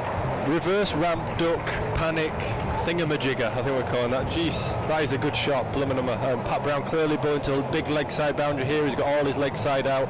So Dan guessing that he's going to bowl into the wicket, going for the reverse, going for the ramp, trying the reverse ramp. Here, let's have a look at it. I mean, I'll be honest, I think that's well bowled. He's followed him. It's probably going to hit Dan in the chest, and it's a great shot to get it over the third man from then. Probably is the reverse ramp. 169 for 3 down the ground. What a shot through the covers for 4. Take a bow, Dan. What a shot. I've said that Dan really loves to use his feet, whether it's to seam or spin, and he uses it to great effect in both red ball and white ball cricket there. And he's got right to the pitch of that ball and basically played a glorious extra cover drive, hasn't he? 17 off the over. Pat Brown has bowled 2.5 overs for 46 runs. Have you had figures that good before? I've probably had very similar figures to that. Pat Brown now coming over the wicket. It's not a bowler's game, this, is it? Again, I think he's probably looking to use his big leg side boundary. Oh, he's got ready early this time, Dan, to try and scoop that one. Into the wicket again. No run. No run, not a wide dot ball. 173 for 3 then, 4 overs to go. So what are you thinking total-wise then? Are you thinking more than 230 potentially? Well, yeah, I mean, hopefully these last 4 overs can go, 15 and over, get up to, 2-3-3, something like that. That's what I'd be thinking. Were you in the crowd like you were here last year you'd have always turned up to a Bears against the Rapids game? Yeah, I think I've probably got comms with you, but I'm glad it's stuck so vividly in your memory. No, that was a Sky game, we weren't here for that. Oh, was it? Okay. I can't remember. I love it when you are on 12th man duty though, because I always know it's you. Whoever's coming out, I'm like, look who's out there. Pennington now from the pavilion end. He's bowled all right actually, 3 overs, 1 for 25. Benjamin's having a bit of the scooping now on the reverse side for 4. I did say Benji loves this shot. Like I say, he probably plays it more than does his forward defensive. There's a clear plan here from the Worcestershire bowlers. There's a massive leg side boundary out towards the Holly stand. So the plan, I would assume, is to bowl dead straight, probably into the wicket with pace on and pace off deliveries. Probably the danger with that though is that someone like Chris Benjamin knows where you're going to go bowl it, does like the reverse ramp, and then doesn't mind taking you over short third man. How's Pennington going to respond? As his last over, this time he's bowled out and almost hit Benjamin. Get a single though. Yeah, he followed Benji there, didn't he? That's actually a really good bit of bowling, I reckon. He's clearly gone down for the reverse scoop again, and he's followed him, and where's he hit him in the left hip, something like that. So that's I'd say that's a good bit of bowling. It's like an uncomfortable one for Benj, but he's on to 19. He's on to 23. Obviously a bit of a different challenge here, left-hander in Dan Miles there. The short leg side boundary is now heavily in play. It'd be interesting to see what Dylan does here, whether he hides it out wide with wide Yorkers and wide slow balls, or does something different. I'm not sure. Yeah, certainly you feel that Dan will be eyeing that leg side boundary. Instead he just cracks that away. What a shot! Listen to that off the bat for 4. And I'm not entirely sure what you do as a bowler there, because I think Pennington has probably bowled a wide slow ball there, bowled to his field, like Dan again dancing down the track and smearing him through extra cover. That's a fabulous cricket shot. As one of the elder statesmen of the team, and one of those that's been around in this game for a while, you must love it when you see players like him and Yates coming through in the manner. Oh, it's nice when you don't have to bowl at them, yeah. When they're on your side, it's fabulous.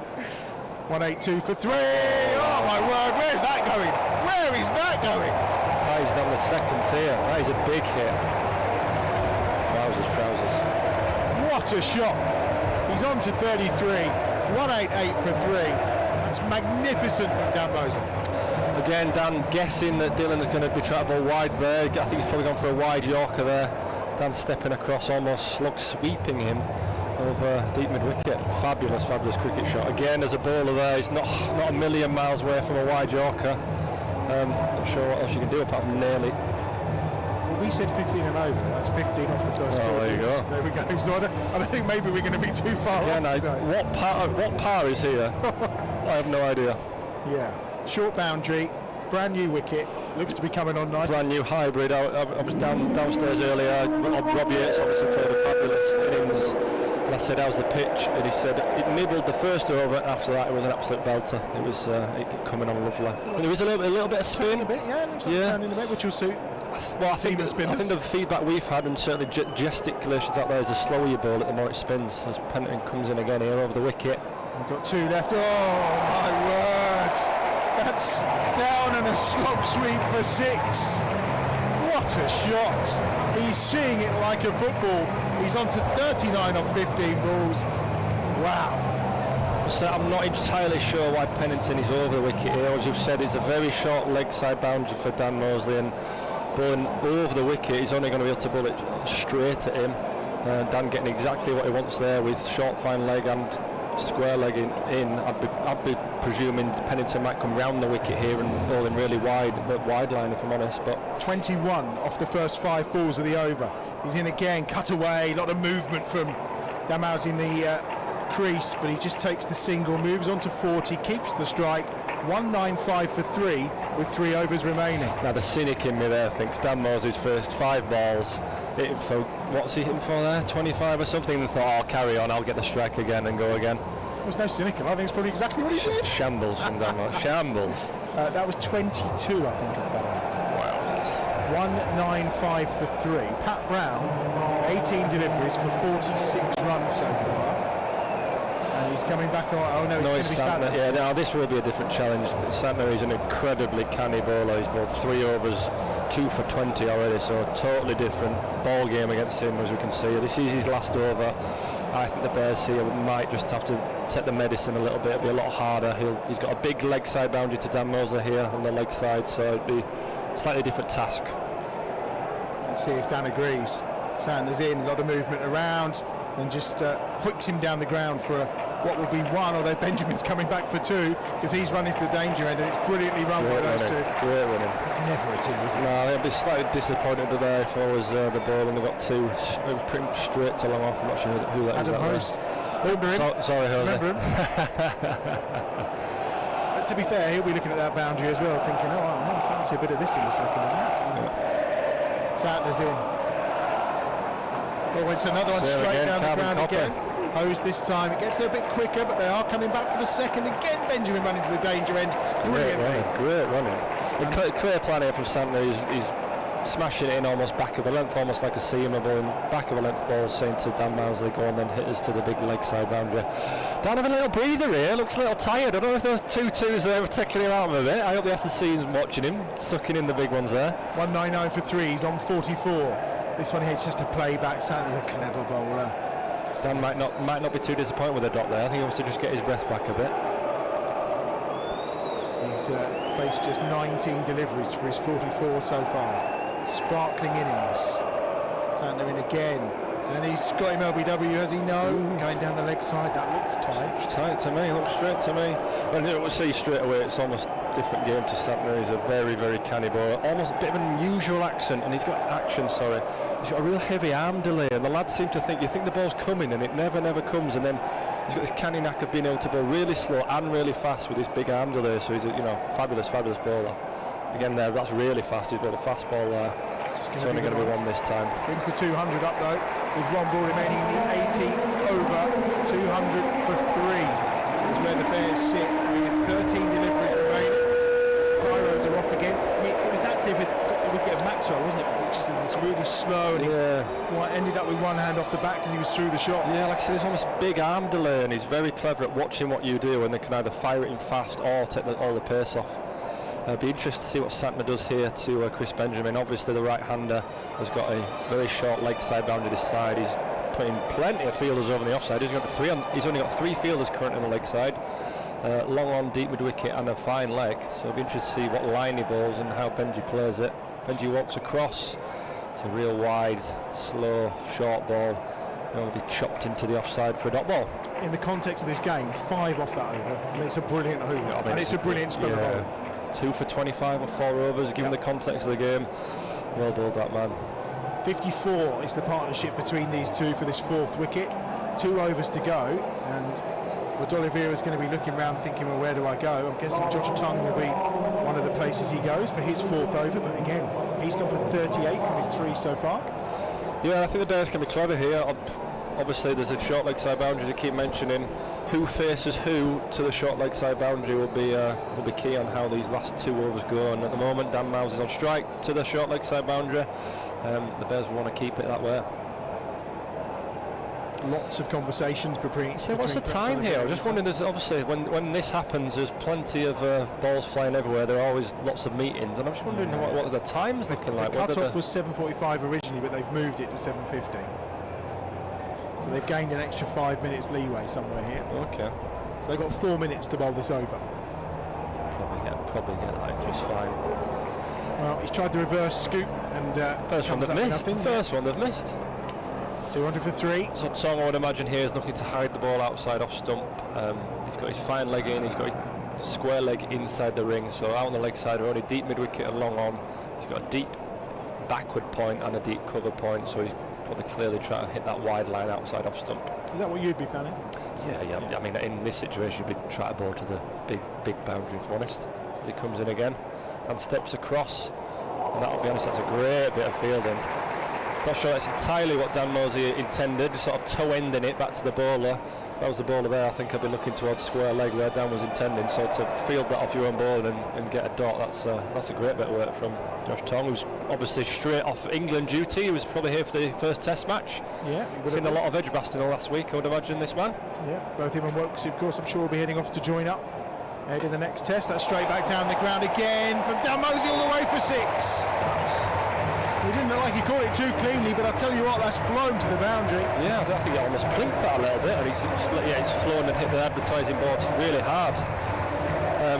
Great striking there from Dan Mosey. 51 from 24 balls. Sheesh. Well, his highest score in T20s, I think, is 63. That is correct, Adam, and this is his high score for the 2023 T20 Blast, in Oliver Hannon-Dorby's words. And here he goes again. This time, no, he's going to be caught. Not quite got that one. And he is. Brett D'Oliveira with a catch. And he's out, but I tell you what, he's enjoying. Look, he's running off. He's enjoyed himself. It's going to be Jacob Bethel who will come in to round off the innings, you feel? Yeah, I think keeping right hand, left hand, because obviously we've got Chris Walsh, we've got Ed Barnard who could come in here, but I think right left hand combination with the short leg side boundary as it is probably a very, very wise move. I think Tong there, as I said, probably hiding it, might have taken the pace off there a little bit. Dan not quite catching that one as he did the one before, and a nice catch out there by Brett D'Oliveira. Noticeable that Brett's almost stifled the celebrations there. I think they probably are slightly worried about time. He told them to sort of stay where they are, which is cracking with the game, because I wonder if they're slightly worried that they might be a bit late. 2 minutes to bowl 2 balls. Oh, it should be fine, shouldn't it? Yeah, 206 for 4 then. Striking at over 200 there was done. Just what you wanted, really. But again, that's the foundation that Yates, Davis and Maxwell says. Absolutely. So 7 wickets left with 4 overs or 5 overs remaining is, licence to thrill, isn't it, really? 206 for 4 then. Bethel's on strike. It's wide outside the off stump, and they're going to run on the wide, and they get through. Brings Benjamin on strike. And 2 to the total. 208 for 4. And Benjamin is on 19 from his 11 balls. Gets on strike. Tong gone for 46 then. 2 balls remaining in his 4 overs. Be interesting if Benj goes for the reverse scoop again. You wouldn't bet against it, would you? Well, he's quick, Tong, isn't he? He can touch up in the high 80s, can't he? Yeah. So a clear plan here from Josh Tong. He's brought his entire offside up, apart from he's now put a third man back, probably looking to negate that scoop, and his entire leg side is out. So I would imagine he'd be bowling it, banging it into the wicket, pace on or pace off, but probably quite short. Let's see what Benjamin can do. It is short, and it's turned around the corner. Just got something on it. They're going to run the first quickly, but it is only going to be 1. Bethel will have the strike. No, that's well bowled. That's well bowled, to be honest. He's bowling to his field there. Like I said, banging it into the big leg side boundary is a wise idea to me at this stage of the game. They are rushing here. I wonder if they are panicking a bit. It's 49. There's the point, and we're at cut-off, and they aren't in the position. Oh, yeah. They aren't in the position to bowl the final over, so they're going to have to lose a fielder. So now we're having to have 1 inside the ring. So 5 inside the ring now. Not a great place to be as a bowler here. Well, they were sharp on that, the umpires. The clock literally ticked round. They must be listening to us. Thinking, Annan Dolby's going on about this over rate up there. And they're going to come back for the second, and they make it quite comfortably. Well run at the end of the over. 211 for 4 with 1 over remaining. Bethel's on 2, and Benjamin, who will have strike, is on 20. We shall see what the final over brings. So 211 I mean, a good over here, so 225. Yeah, 230 if we're being very greedy. We have a fabulous over. But the question is, what is par? I don't know. It's a bit like when you're doing your maths. Every question I go, yes, but what is par? I'm going to say 200 is par. We've done really well. I think 200 is par. I really. But as we saw last night on the TV, blooming Middlesex versus Surrey. What's safe these days? 500 runs in a T20 game. In 40 overs, 500 runs. That is absolutely crazy. Do you miss playing T20? I really do, but chuffing egg. But sometimes you must sit there and think, I'm quite glad. And he does it. I think Josh Tong there bowled a fine over. He was clearly bowled to his plan, wide to the left-handers and straight into the wicket to right-handers. But how many runs did he go for that over? Oh, in the end, 6, 7. Went for 9. Went for 9. Oh, and they ran 2 in the wide, so they went for 10. That still went for 10, and they bowled absolutely fine over. Bowled to a plan. Interesting what you say about Middlesex. They've been tanked for 228 for 3 tonight by Kent as well. So they're spilling runs, but whether they can chase that one down for a second night in a row. 211 for 4. Benjamin goes, and he goes. Oh, it's plugged in a little bit. That's going for 4. There's enough there. So to the right-hander here, the short leg side boundaries, or the short boundaries on these leg sides. Pat Brown clearly trying to hide it outside off stump with wider balls, not like a wide Yorker to me, but he's got his mid-off inside the ring, which if you're going to try ball wide Yorkers is probably quite risky, although they're clearly being punished for this extra man in the ring for the time, so who we could possibly have out, I'm not sure if I'm honest. Yeah, well, that's the thing, isn't it? So we've got 2 on the basically there's 4 located on the boundary. Yeah, we had 4 out. There's plenty of gaps elsewhere, isn't there, here? Tough this for a bowler. Brown's in. Again, try to hide it outside of stump, and it's a bit too wide. Well, Brown's already brought up the half century. 3.1 overs for 51 now. 216 for 4. Again, there, but the ball before he went for 4, I think is a perfectly fine ball to deliver, but when you're only allowed 4 fielders out,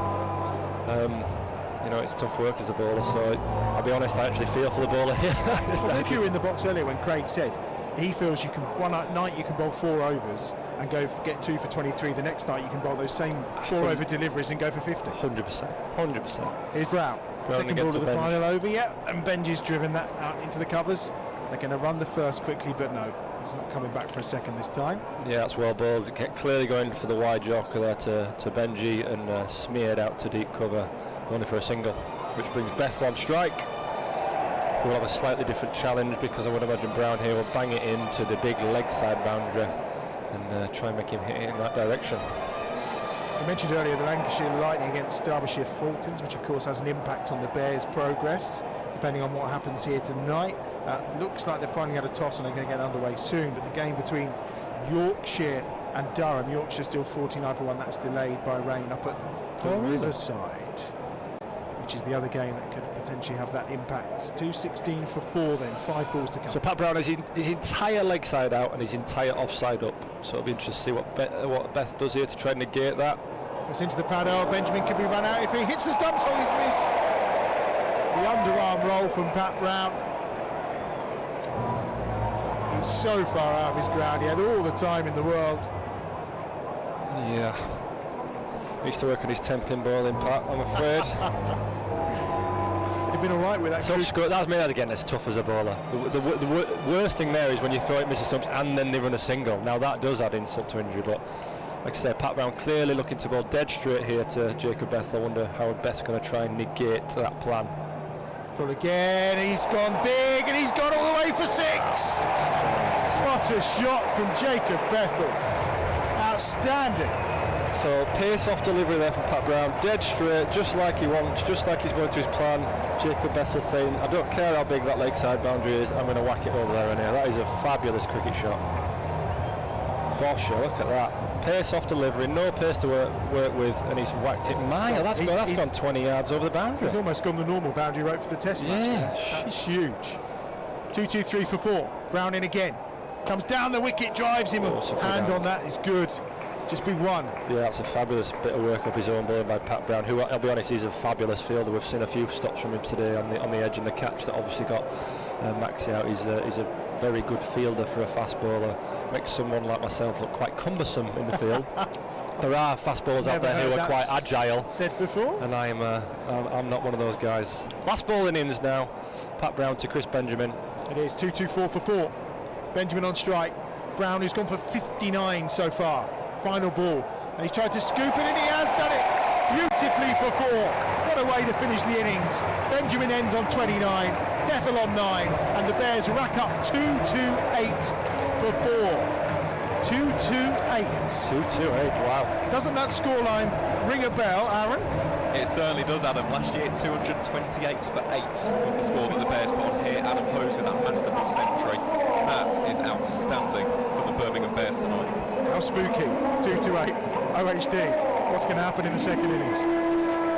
Well, we have seen a bit of spin, and we know how strong our spin bowling department is. I would imagine people like Jake Lintott, Danny Briggs, Dan Mousley will be very encouraged by the little bit of spin they've seen there tonight. So it's going to be very interesting. We still have a very fine batting lineup. Brett De Oliveira's had a great tournament so far. We all know what Adam Hose can do. And he said he scored a century here last year for the Bears. We all know how destructive he can be as a batsman. Ed Pollock, we know what he can do as well, so it'd be very interesting. The Bears will have to bowl well. It's clearly a fantastic service. I mean, watching the groundsmen now do their work. Think about the week they've had here all week at the Test match. Sleepless nights. I'm sure they've had about days in the Test match and how that's going, and to produce a surface like this. How many days out from a Test match? 3-4 days since a Test match finished. It's absolutely finished is pretty remarkable. So shout out to Gary and his team for producing such a fabulous surface whilst a Test match is going on. That's pretty ridiculous. The best in the business, 228 for 4. Thanks to Ollie Moore from him in the second innings. When we come back, 229. The Rapids are chasing for victory.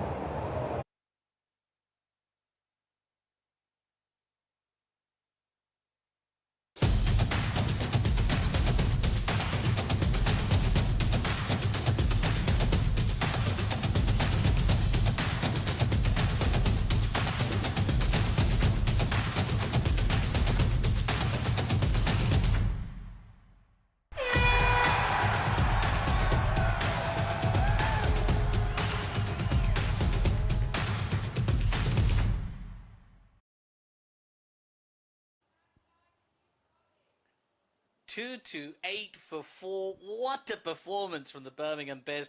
The highest score in the T20 Blast at Edgbaston this season, smashing the 214.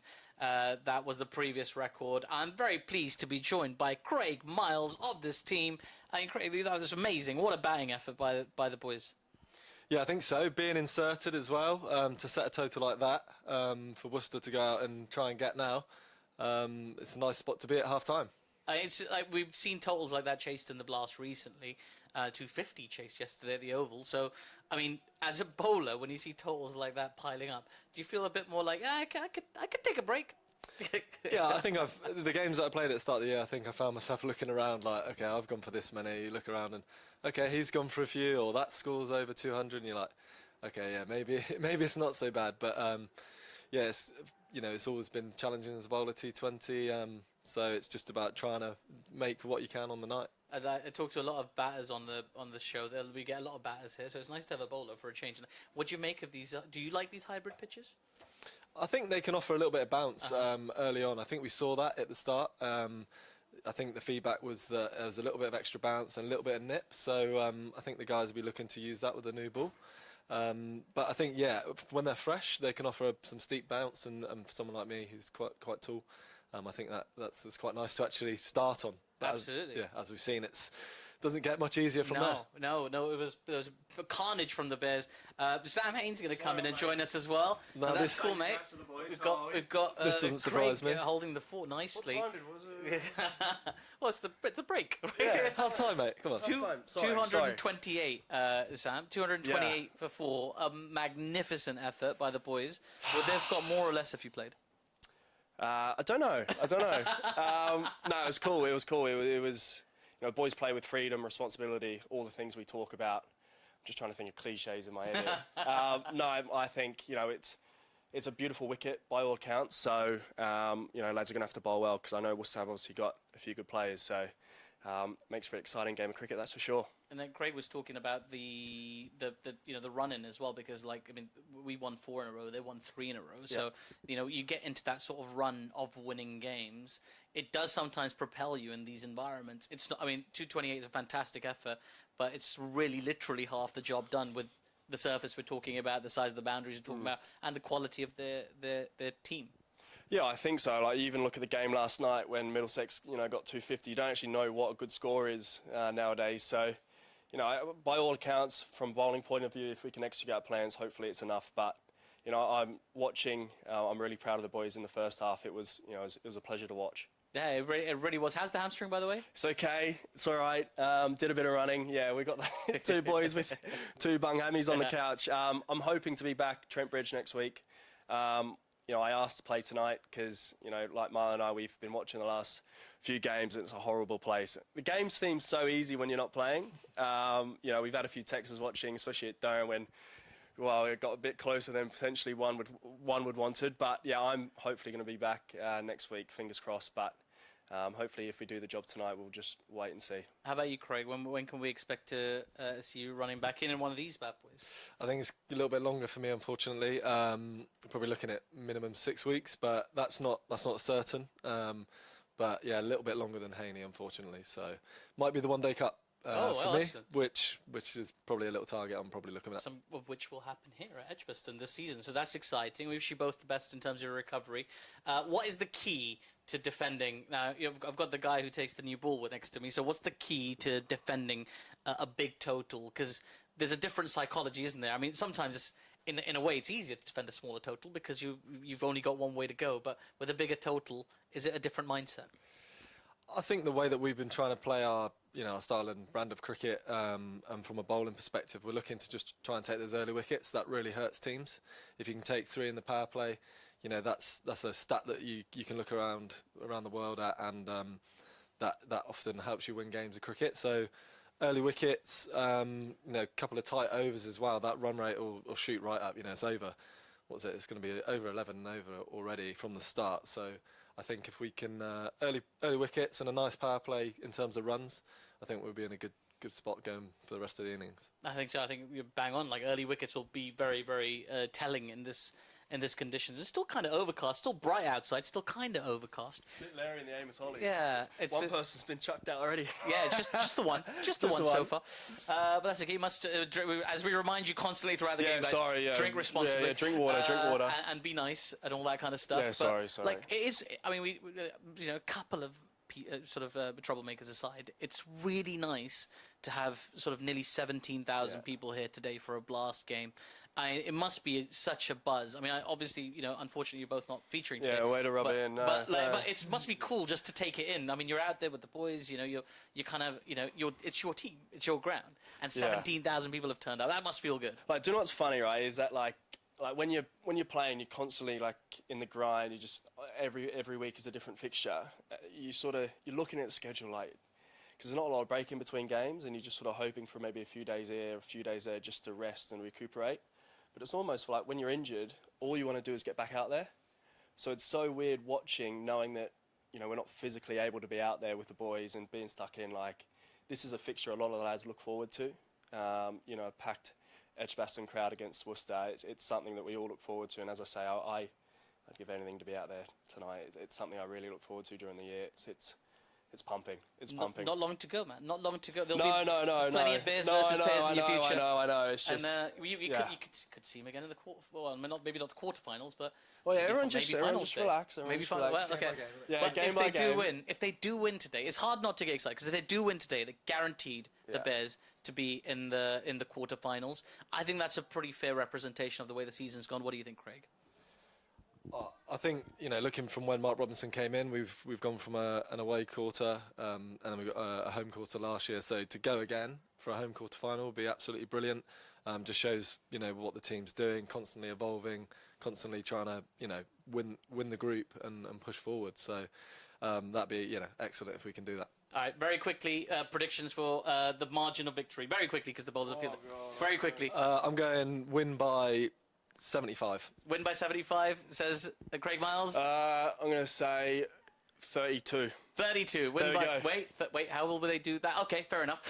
Guys, enjoy 32? the rest of the second half of this game. Oh, we're on. Adam Bridge is going to tell you what's happening out in the middle. Did we?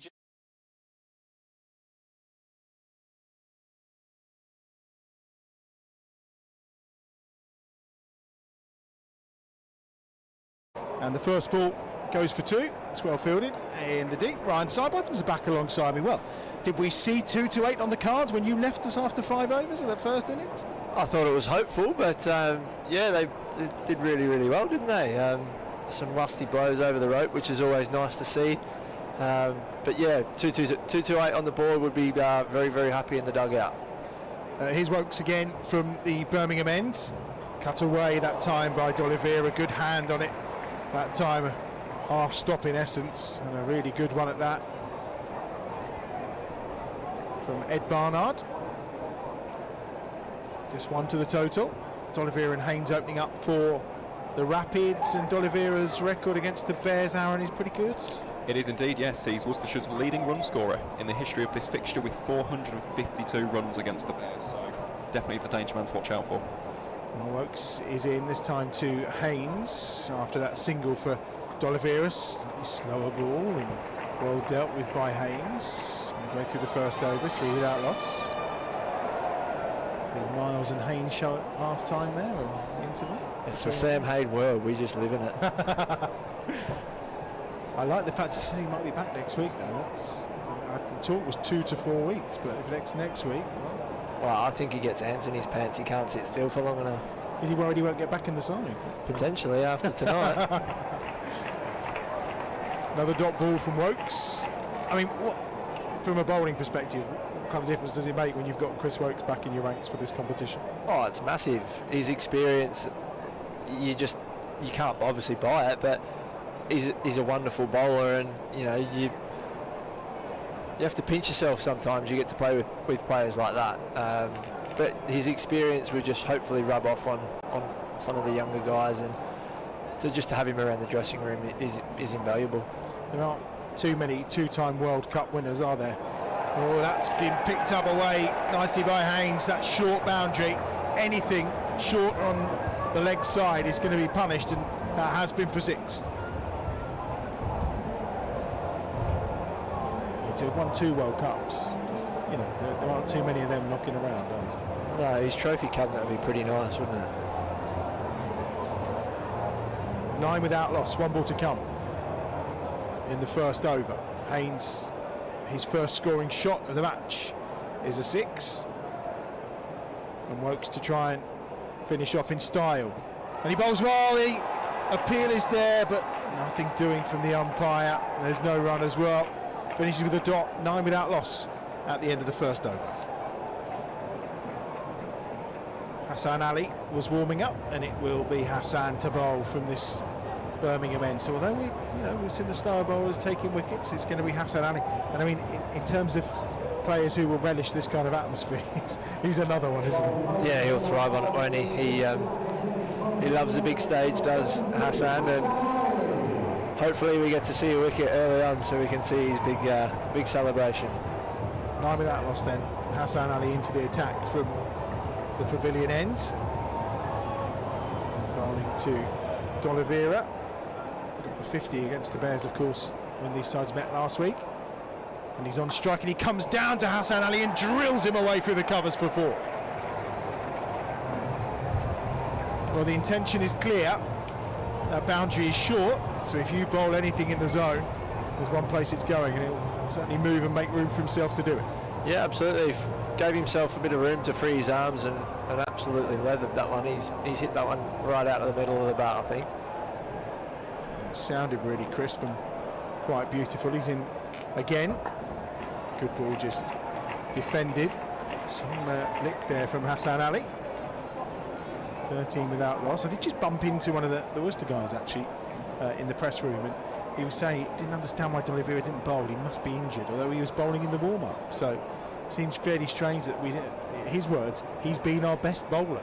So, but he's also contributed with the bat throughout this campaign, of course, as well.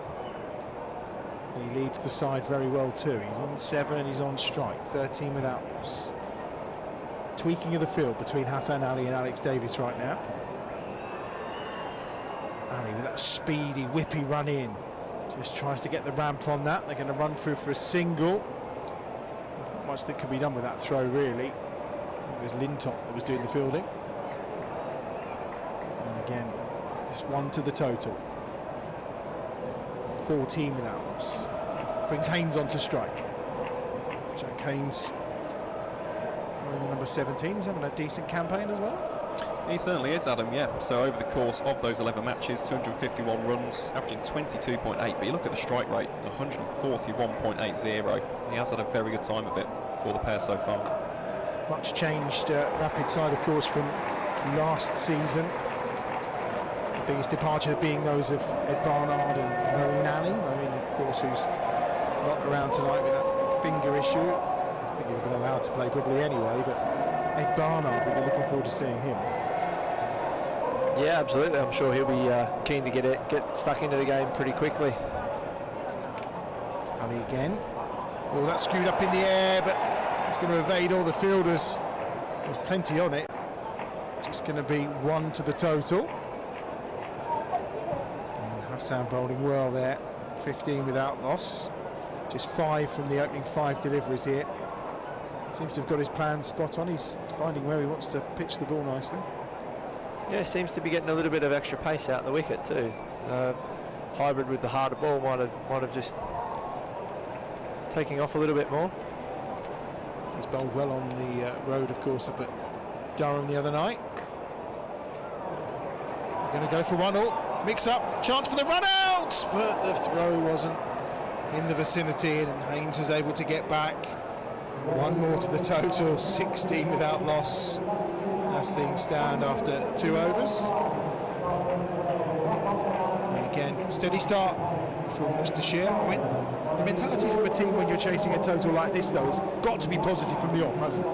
Yeah, definitely. I think, especially when there's only 2 fielders out, you've got to make most of the power play. That's for sure. And these 2 guys have shown their enthusiasm to get on with it at the moment. D'Oliveira looks to be trying to use the crease a little bit, and Haynes trying to hit it as hard as he can as well. So looking to use the power play as best they can, and take it as deep as they can as well.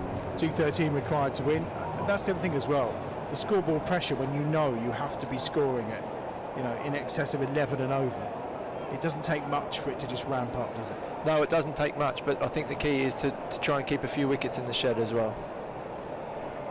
Here's Wokes again, second over, in. Back over his head from D'Oliveira, who didn't get that cleanly at all. 1 more to the total, 17 without loss. And it brings Haynes down onto strike. He's on 7, D'Oliveira on 9. Wokes, of course, seen as much of him as probably the Bears would have loved to. He's 144th domestic T20 game. 155 wickets to his name, 4 for 21 is best figures, of course. That's way outside the off stump. That's going to be a wide. I don't know what Chris Wokes is suggesting as to why that shouldn't be a wide, but him and the umpire deep in conversation. I think the batter moved across a bit. I think that's what he's trying to say, but it's weird to think that he's only played 29 internationals for England in T20 cricket, and yet ended up winning the World Cup with them. It's quite extraordinary. For periods just hasn't figured in that competition, but his reliability is something they turn to for the T20 World Cup. That's up in the air. This should be out. First wicket to go. He's dropped it. I don't believe it. Jake Lintop, one of the safest pairs of hands in the field, and he's put down an absolute dolly.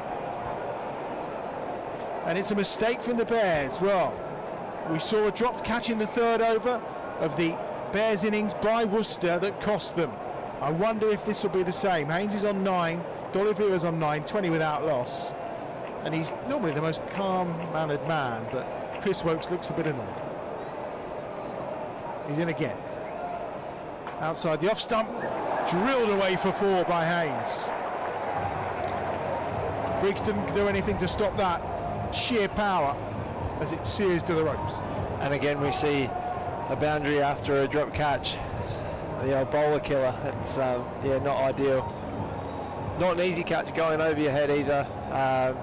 But you would have backed Lintott in there 9 times. Fielder, isn't he? Yeah, 9 times out of 10 you'd back Jake in there to catch that. But yeah, unfortunately the next ball goes for a boundary. 24 without loss. 3rd over. He's trapped him LBW this time, as he know the appeal goes up. Nothing doing from the umpire. Looked a bit high, potentially down leg as well. Yeah, a little bit high. A little bit more behind that too, I think, from Warwickshire as well. A little bit of frustration there from the ball before, but yeah, he oozes experience, doesn't he, Chris? He certainly does. I wonder if we'll see any of him in the whites of England throughout this Test series. Those fixtures do come thick and fast, those Test matches, so who knows. He's steaming in here though. That one's a little bit shorter and pulled into the leg side. And you're right, those last couple of balls, just that extra yard from him, in terms of also the way he was running in. He looked to be running in with a little bit more venom. Yeah, well, he's over 30 now, so grumpy old man these days is Chris. No, he's not. He's a lovely man. I don't think I've met a nicer man. I know, it's sickening, isn't it? Yeah. He is a thoroughly nice chap. I've known him for many years now, and he's a top guy. And outside the off stump, he draws the shot from Haynes again. It's a brilliant comeback from Woke to the back end of that over. 24 without loss as things stand after 3 overs. And the required run rate is just starting to creep up. His record in T20, I mean, he doesn't play enough games really, does he, Aaron, to have that massive impact for the Bears, but when he's there, he contributes every time. He certainly does, Adam, and looking at Chris Wokes' stats for the Bears, he's the club's second all-time leading wicket taker, behind only the great Chetan Patel, so when he does play, the impact that he has, you just simply cannot deny it. He's an outstanding option for the club to have. Glenn Maxwell is coming into the attack from this Birmingham end for the 4th over. So the first look at spin, and OHD was telling us, talking to some of the boys downstairs, the slower you bowl it on this wicket, the more it grips and turns. Yeah, sometimes. I think it might have something to do with the synthetic fibres that are woven into the pitch. Not quite going to stop that one. The chase was on for Lintop, but couldn't get there. And the reverse sweep pays dividends immediately for D'Oliveira with a 4. Didn't seem to get much of that, but yet still found its way to the boundary. Yeah, I was about to say, I'm not sure he was too impressed with that, but got enough to get it to the rope. Maxwell in again, he comes down the ground, he's tried to hit him big, not sure he's got enough of it. Wokes tries to get there, but he can't, over his shoulder, and it clears the ropes for 4. Not sure you can put that down as a drop, but he almost got there. Yeah, a bit of a teaser, that one, wasn't it? Looked like he was in control of it, and then it just kept drifting away from him there. Thankfully for the Bears supporters, it's 1 bounce 4.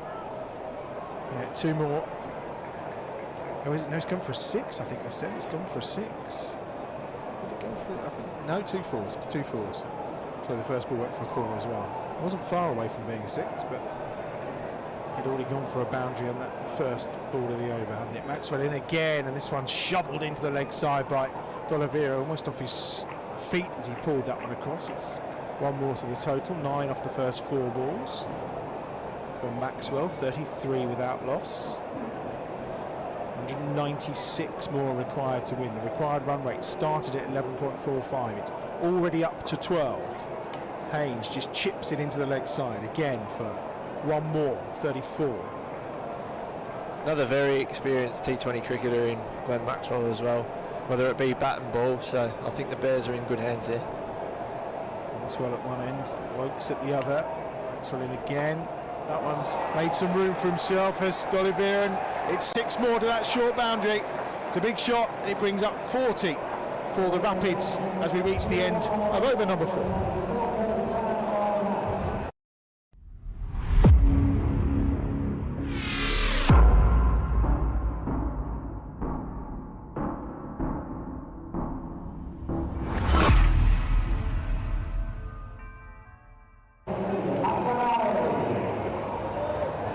Ali back into the attack from the far end.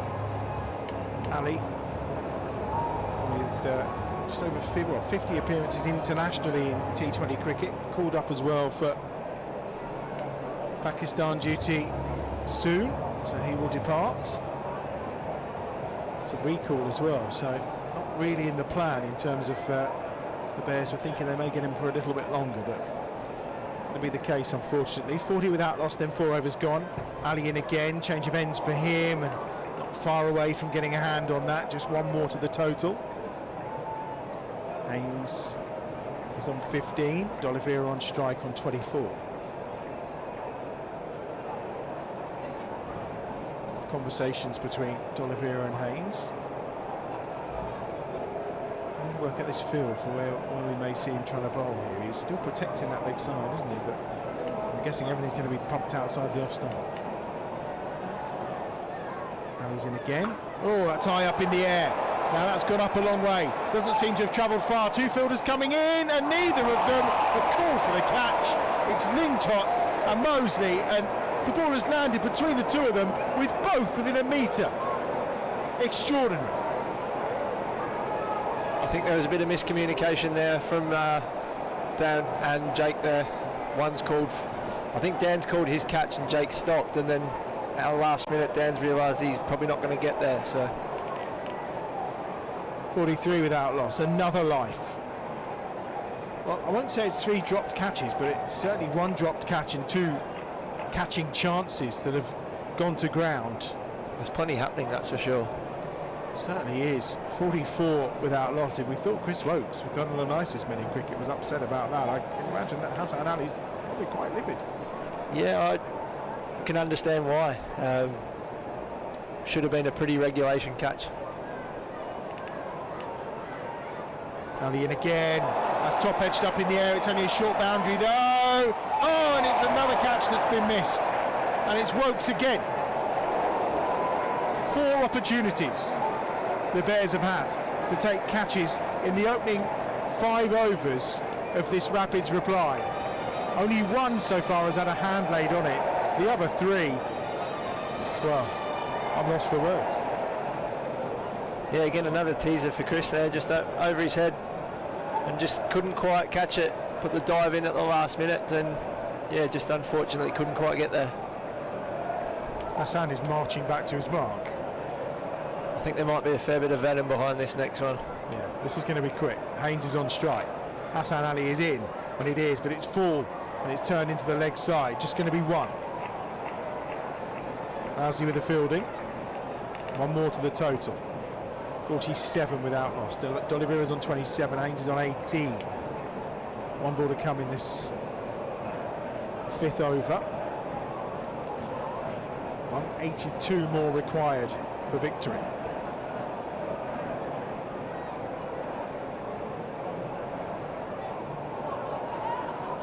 Just thinking about it. Ali from the far end. Oh, it's inside edge of the bat, just for a single. 48 then from the first 5 overs. Brian, it's been a pleasure to have you with us. Thanks for joining us today. No, thank you again. It's been a pleasure as always. Enjoy the rest of the evening. Yeah, should be an enthralling finale. Ryan Sidebottom will leave us here on Bears Den TV. And Chloe Brewer from the Central Sparks will come in to join us. The helmet coming out for Alex Davis, and we're going to see Dan Mousley introduced into the attack then from this pavilion end. He's, as we've talked about, been so effective, Aaron, in this campaign so far. He really has, Adam. Yeah, he's the Bears' leading wicket taker in the 2023 Vitality Blast. 14 wickets, an average of 18.07, and that economy rate 7.02. Mighty Mouse really has been quite excellent for the Bears so far. He has. 181 required then off 15 overs. 12.1 is the required run rate as things stand. So it's creeping up, starting out at 11.45. Chloe, it's been an all-action start. Yeah, everything's happened, hasn't it? There's been boundaries, dropped catches. Yeah, they have brought the run rate down. In fairness, I remember not even like a couple of overs ago, it reached 16. Oh, he's bowled in first ball. D'Oliveira's gone. Well, that's how you make up for that missed catch. You take the wicket of Brett D'Oliveira. What a beauty from Dan Mosley, and it's 48 for 1. There's something about Mosley, isn't there? He does wonders with a bat, and now he's just done wonders with a ball. First ball up, he's just missed the man that could do some damage here. Dan is undoubtedly the man. Half century when batting, and a wicket with his first ball as soon as he gets it in his hand. 15th wicket of the campaign. And I think we'd all sat there at the start of this campaign and thought, well, Briggs, Lintott, no. It's down the man who's the leading wicket taker, and he's delivering once again. Mitchell Santner comes in, the New Zealand international, the new batter for the Rapids. 48 for 1. Final over the power play. And again, Dan strikes once more. I told you earlier we wanted one of those wooden trophies again, and with a 50 and taking wickets, he's possibly going to get. Yeah, he's definitely putting his name in a hat for it, isn't he? Very much so. For the Talbot's Law Player of the Match. Your chance to vote coming on that on the socials very soon. New batsman then, Santner, the left-hander. He'll be batting in his glasses down there, and he plays that one out, although it's so warm and mucky out there. As they won't steam up, to be fair. It's a beauty of an evening. The Hollies is full, the crowd are loving this, and boy, have we had some entertainment so far. Some great, some not so great. Santner again, dot ball. And this is the other thing, he just rushes through these overs quickly, doesn't he? Yeah, that's the worst thing about spinners. You get through the overs quickly, face each ball, and then you look up the scoreboard and so many overs have gone past. We're going to get one. Are they going to get one? It's a decent bit of fielding in the end from Barnard. They do get one to the total, 49 for 1. Just talking about a change of field here with, I think, Maxwell. Just saying, do you want me up or do you want me long? And he's going long. The two deep fielders are both on this leg side. Oh, he's gone for the reverse. It struck him on the pad, and there's no run. So at long on and at mid-wicket, deep mid-wicket, the two fielders out. There's a ring on the offside, but where Danny's darting this ball in, it's purely about firing it in towards that leg stump and see what happens. But he's got a wicket already. That one he gives a little bit more air to, and that's what happens. Scooted away for 6. Brings the 50 up for the Rapids at the end of the power play. They are 55 for 1. The Bears were 68 without loss, but it's 55 for 1 here. And this is what's cost them in the power play. Lintop with the first that he got his fingers to. Wokes didn't really get his hands to that one. Then Lintop and Mosey together, just watching the ball drop between them. Dan had made the call, looking at Yates. Jake's face, very frustrated on that occasion. And then Wokes with another attempt, this one a full-length diver. And again, no hands on it, and even he can see the funny side. Folding his arms and looking in general fury, I think. So we're out the power play, and it's Danny Briggs who's coming into the attack from the far end. Run rate scooting up, 12.4 now required in these last 14 overs. 174 more runs for the Rapids. Fired in by the left arm of Briggs. And it's Santner who's on strike. Santner seems to be batting quite up the order. Has he had a good season so far? He certainly has, Adam. We'll just watch this ball. He's played that very nicely indeed, but yeah, I think him batting at 3 for the pairs actually is quite a good thing. He's done it for the Chennai Super Kings in the IPL, and so far in this year's T20 Blast, he has scored over 200 runs, 229 to be exact, with a 144 strike rate. So the gamble has paid off so far. Oh, decent plan for Worcester. I'll need him to come off tonight though. 56 for 1, although obviously Adam Hose probably in next for the Rapids. Swept this time by Haynes, and swept well enough to reach the boundary ropes. Barnard was flailing to try and get there. 4 more to the total.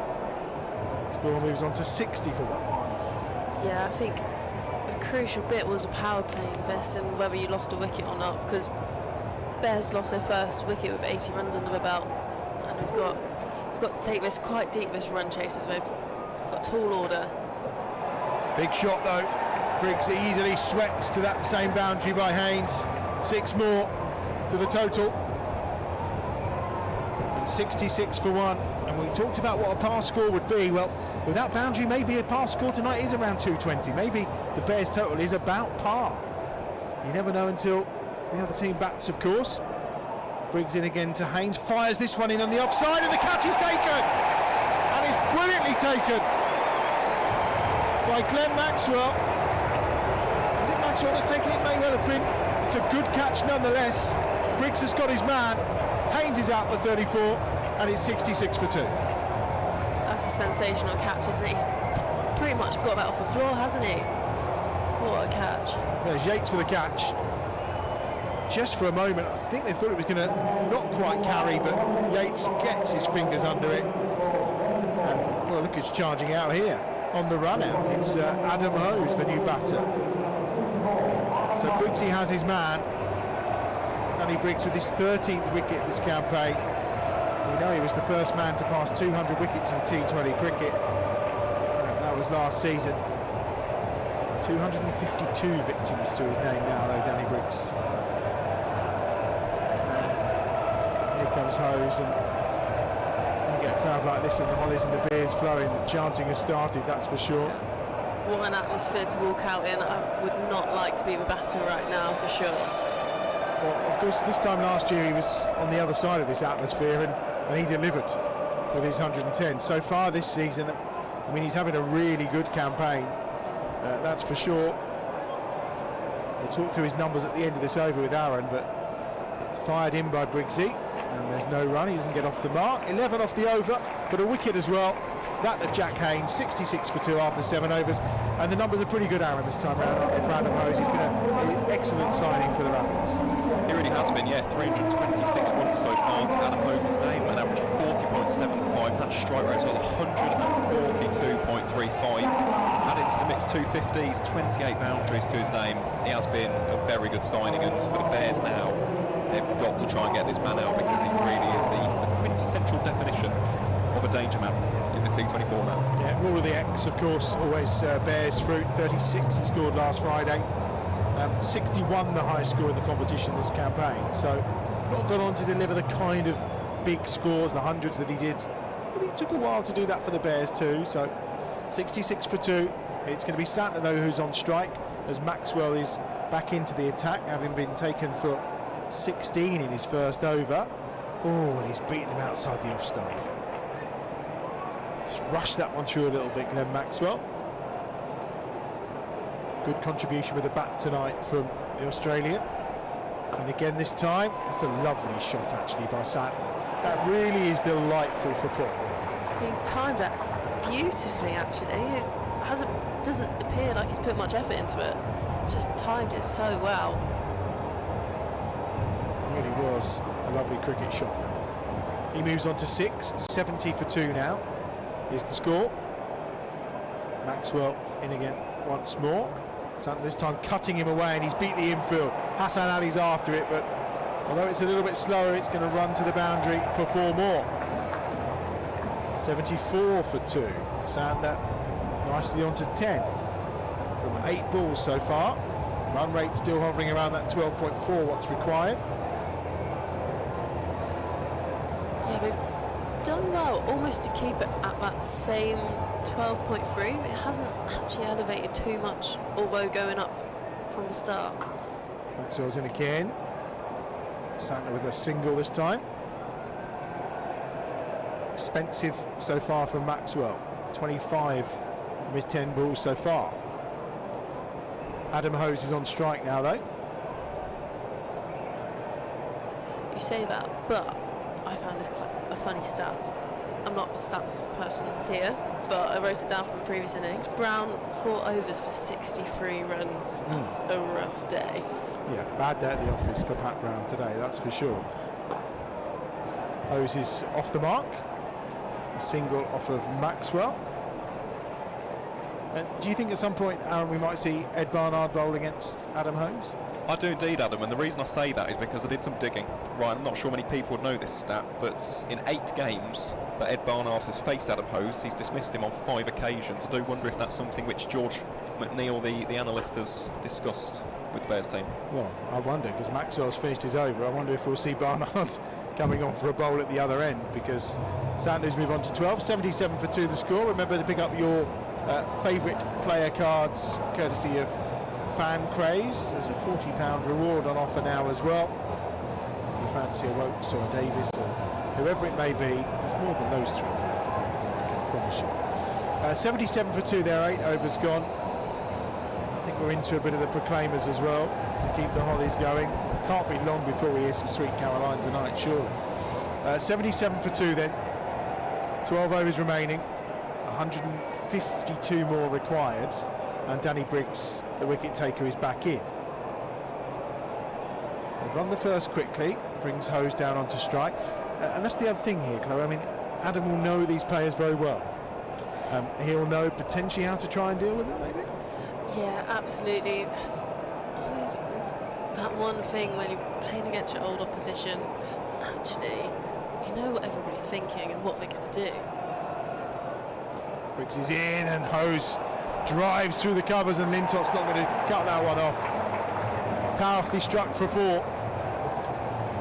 Scored that 110 not out in this fixture on a Friday night last season, of course. And he's on to 5 this time.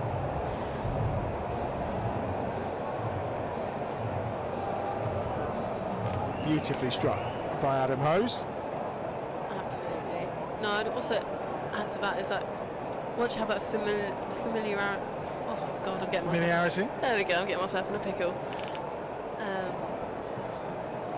It kind of settles the nerves. You know what to expect almost. One more to the total. Hose is on to 6, 83 for 2.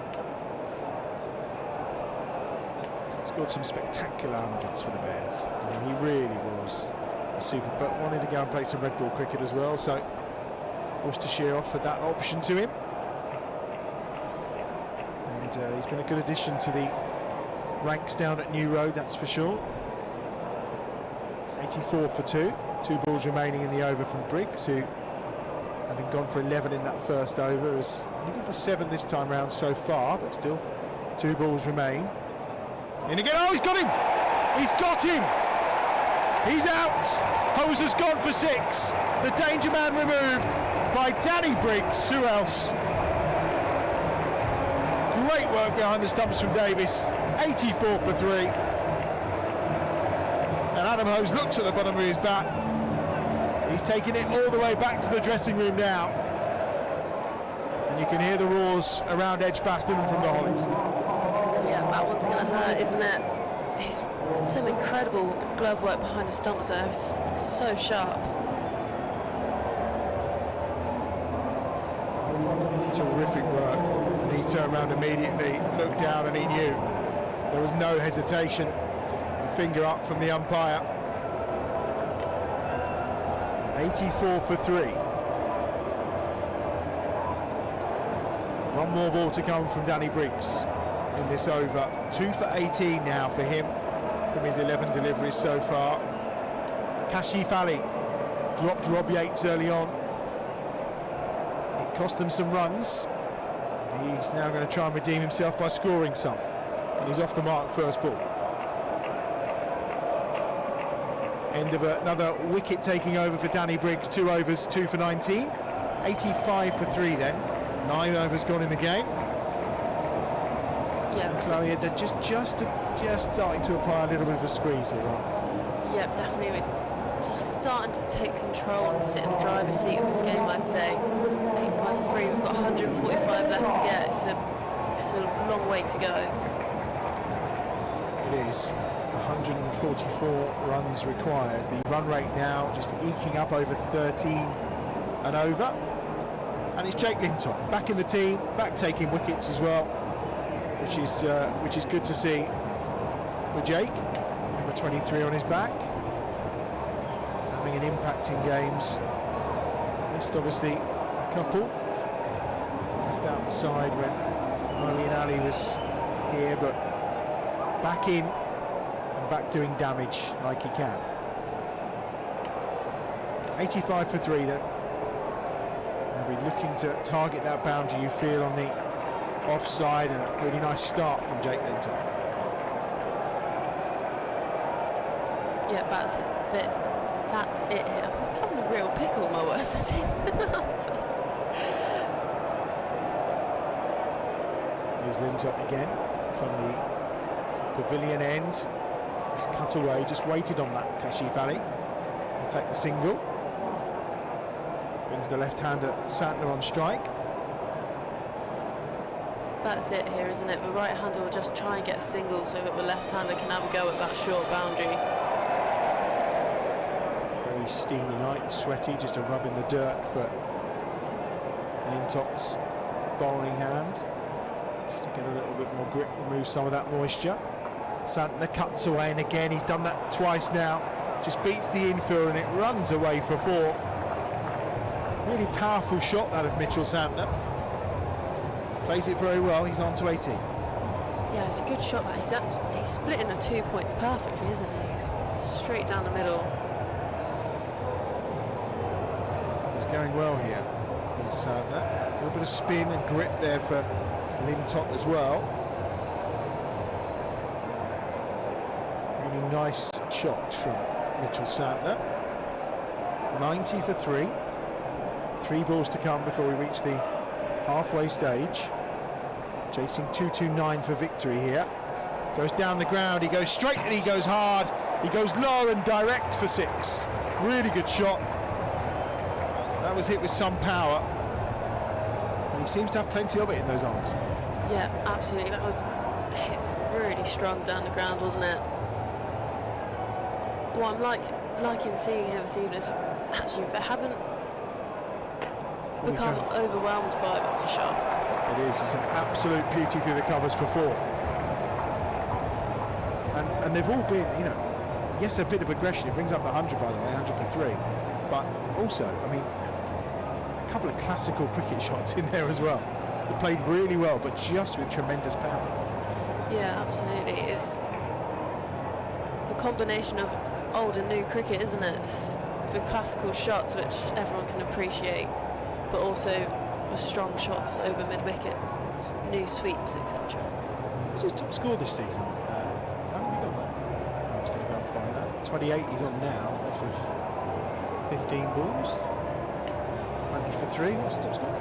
57. 57 so far. So he has made some telling contributions. We heard about his total runs, but in individual innings as well. This time he's sweeping.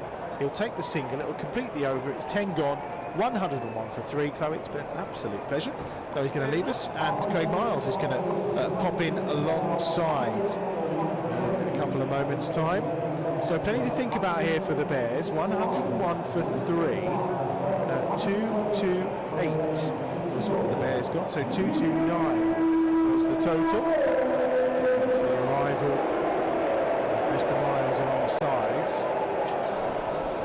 Well, they've made a decent start, 10 and over.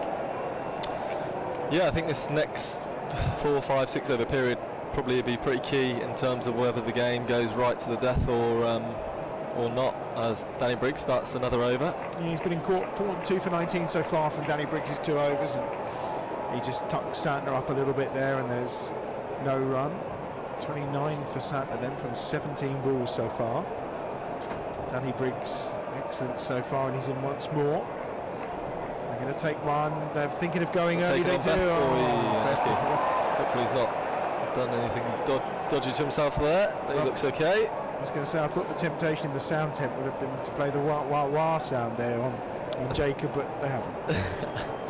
Definitely a home sound crew down there, isn't it? Yeah, very much. Looking after our boys a little bit at times. 126 required off the remaining 58 balls. Briggs from the Birmingham Bears. A couple of wickets to his name so far. Santner again has run the first hard. They're going to put the pressure on Bethel this time, but this time he's solid. And it's just 1 to the total, 104 for 3. What did you make of Bethel's catch last night? It's phenomenal. I don't know if you saw the catch by the Sussex guy the other day, but that was quite outstanding, but really good. And particularly with his back problem. I mean, seriously. Yeah, I just think he covered so much ground, and the way he managed to go full stretch dive was amazing. It's Briggs in again, full delivery. Yeah, pushed down the ground. Playing it up to long off, and it's 1 more to the total, 105 for 3. What's Kashif's stats like, Al? Well, to be honest, so far this season I've done pretty good. 206 runs. The strike rate isn't where he'd like it to be though, 127.16, but I'll tell you what, Kashif Ali, very powerful player. 28.9% of his entire career runs in T20 cricket have come from 6s, so you can certainly give it a whack now and again. Yeah, one to keep an eye on then going forward. Another single to Santner, 106 for 3. 1 ball to come in the over. Danny Briggs 2 for 24 so far. Not a bad over really, as cut away again this time by Kashif Ali, and there's no run. 2 for 24, just 5 from it, which in the context of way some of these bowlers have been going in this game, that's not too bad at all, really, is it? Absolutely. Danny's bowled nice, was about 3 overs now for 24, I think. 8 and over, that's well below where the Pairs, or should I say the Rapids, have got to be getting to. So a nice set there, and we got Dan Mousley from the pavilion end now with 1 for 7 off his first over. Yeah, I mean, trust him to come on and take the wicket. No great surprise, was it? Sat on 33. Those moments, he just suddenly appears. Did you catch the comedy fielding during the first 4 overs of the game? I was sat with some family over in the box, probably about 40 yards from it. Right, landed dead, straight in front of us, and you just want someone to put a name on it. Whether it's the wrong person, if someone demands that they want it and they fully go for it, it's better than landing a metre between 2 people. Mousley's in, driven down the ground. They're going to cut that one off, but it will be 2, you feel. Lintot's the fielder. So just from a player's perspective, where do you stand on this? If you get a hand to it, it's a dropped catch. If you don't get any hands on it, is it a missed chance? Well, I think to me, there could potentially be 4 dropped catches, really. But yeah, there was some, and it's flat down the ground. Looks like possibly 6 it's again. Gone all the way, yeah. It's a big hit that from Santner, who's on to 41, 114 for 3. Oh, I just think there in those situations they're always tough. The ball went up seriously high. 2 guys coming together. The last thing you want is 2 guys clashing heads, of course. But if someone puts their name on it from 20 yards, 25 yards away and goes full pout for it, whether they get a hand or not, that's what you'd rather see. So were you surprised to see Lintott drop one as well? That's unlike him, isn't it? Yeah, he's got pretty safe hands. He fields in key areas, so yeah, he'll be disappointed with himself there. Mousley in again, slightly slower there. I think that's the way to go on this surface. And then Wokesy's 2, he never got hands on, but he had good goes at. Yeah, Wokesy put some yards there, didn't he? If there's a man to pull out a specky though, it would probably be Chris Wokes, wouldn't it?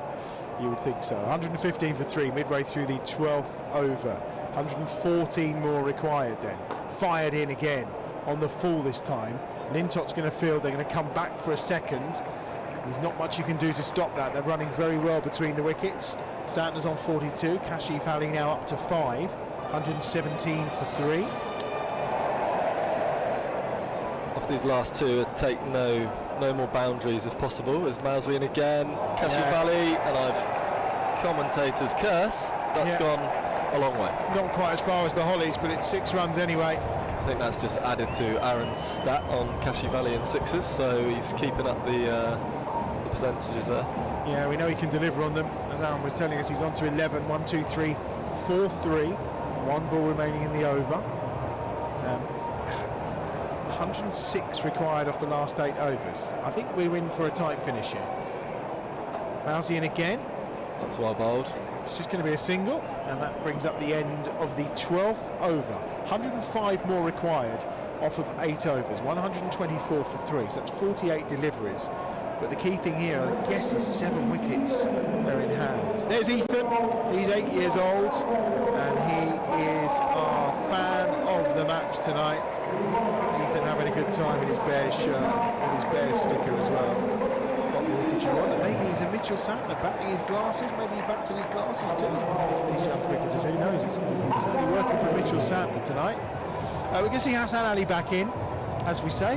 When the runs are scored, throw the ball to the fast bowler and see what he can do. Absolutely, you get your overseas star on.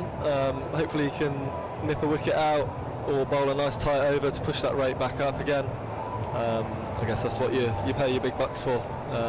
Hassan's white ball credentials are up there with the top guys in the world, isn't it? So 18 off that last over from now Mousley. Here's Hassan Ali in. He's got it! Yes! Oh, the Sully is out. Things you love to see. Hassan Ali, wickets and a celebration. Kashif Ali with a send-off from Hassan Ali. He's gone for 12. 124 for 4. I'll have to see the replay. Looked like an inside edge on that one.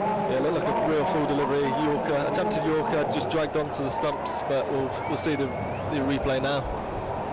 The light on his face, it's worth it all. A quick delivery. A wide Yorker. Bit of swing as well there. Just a little bit tail, wasn't there? Yeah. Oh, look at that. Slow motion. Celebrate. Oh, yeah. Rashid Ali doesn't like Hassan Ali's celebration. Dangerous batsman coming in now. Ben Cox, the new batter. And he can score runs, can't he? He certainly can, Adam. Yeah, if we're looking at the Bears versus Pairs, top run scorer, Ben Cox's name in 9th at the moment, 292 runs to his name in this fixture. So, again, we keep on saying it, big wickets. Worcestershire do bat deep, but Ben Cox, experienced, very classy cricketer, very dangerous in this period of the game. And I'm right in thinking, from not just from a stats perspective, but there was a lot of talk about him leaving Worcester a couple of years ago, wasn't there? And potentially coming here was one of the... It's interesting you say that, Adam. He's also out of contract this year. Ah, okay, there we go. 1, 2, 4 for 4. I'm not sure he'll be coming here though, but Hassan's got his... Just rushed him a fraction there. Maybe an inside edge onto thigh pad or back leg, but he was running his fingers through his hair there as though he thought, oh, I'm in here again. It's a fine head of hair, that, isn't it? It's a very nice, yeah, it is a very nice head of hair.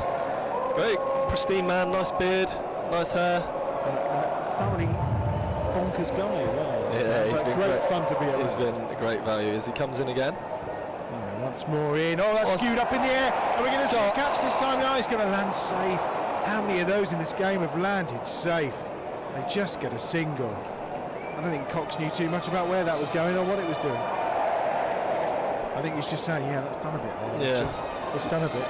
Looks like there might be a touch of tail in. The ball's been hit out the park a few times. It's caught the concrete or the edge of a seat or something, so it's starting to rough up a little bit. He's in deep conversation there, Hassan Ali, with Glenn Maxwell about where fielders are going and what they should be doing. So the two overseas players using their experience and their knowledge. 1 for 15 off 2.3 again for a fast bowler in this game. They're great figures. Absolutely, but we know it can change quickly, and whether that's changing quickly with runs against your name or changing quickly with a couple more wickets, we'd like to see a couple more wickets as Bears fans here as Hassan comes in again to Santner. Slow delivery, back of a length. Danny Briggs does well at point there to keep it down to 1. Yeah, Santner seemed quite happy playing away the spinners quite nicely, but on this occasion, just a single. And those other games I mentioned about, they are fully going up at Old Trafford. I'm not too sure if there's a restriction on the length of game, but Lancashire Lightning are 150 for 2 off 12.4 overs. Joss Butler with 83 off 39 deliveries against the Derbyshire Falcons. Hassan in again. Oh, he's almost played on. He's now appealing for an LBW. He's desperately wanting everything, but nothing doing. I don't think Cox has got a clue where that ball is coming down from Hassan Ali. At the moment, no. That was a delivery that you'd probably want as a right-hand batter towards that short side. But he just looks like he's rushing him for pace a little bit here, and it's been a tidy over so far.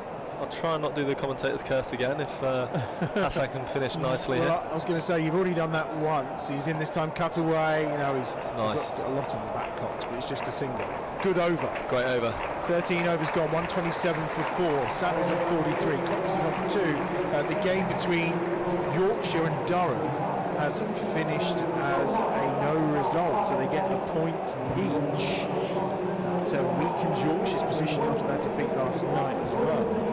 It certainly does that. Derbyshire lose anyway, regardless of what happens here. I think that's job done, isn't it? So it is indeed. That will be music to the ears of the Bears fans. That means that Yorkshire can only finish on a maximum of 15 points. The Bears are guaranteed to finish above the Vikings, so that playoff place all but nailed on, especially with 2 points here tonight. Well, let's not count our chickens. 7 overs to go, 102 requires. That's 42 balls, which, I mean, sounds outrageous, but this is T20 cricket. It's 127 for 4. Dan the man back into the edge. Well, he's going to carry on, I think, from this end. Just got a nice side profile there of Dan and his racing stripes and his new haircut. I don't know if you've noticed that yet, but he was up in Leeds yesterday afternoon getting a fresh trim for Friday night under the lights at Edgbaston. Just to say as well, just 3 and a wicket off that over from Hassan Ali. I mean, that was exactly what was just very much what was required. What Davo would have wanted there, making that change. Cox is on strike, he's on 2. This is a bit more genteel for him, having struggled to work out what Hassan Ali was trying to do to him. Gets a single off the first ball, puts Santner back on strike. He's on 43 off 24. Well, you guess Santner kind of holds the key here, really, although Ed Pollock still to come, of course, and we know that he can clear a boundary. A slightly different role for Ed. He's found himself here in the Worcester lineup recently, and then Osama Mir can definitely hit a ball as well. So a couple of wickets would be nice, but I think, you know, Santa, you're right. I definitely think he holds the key here. If Dan can get him out this set, that'd be great.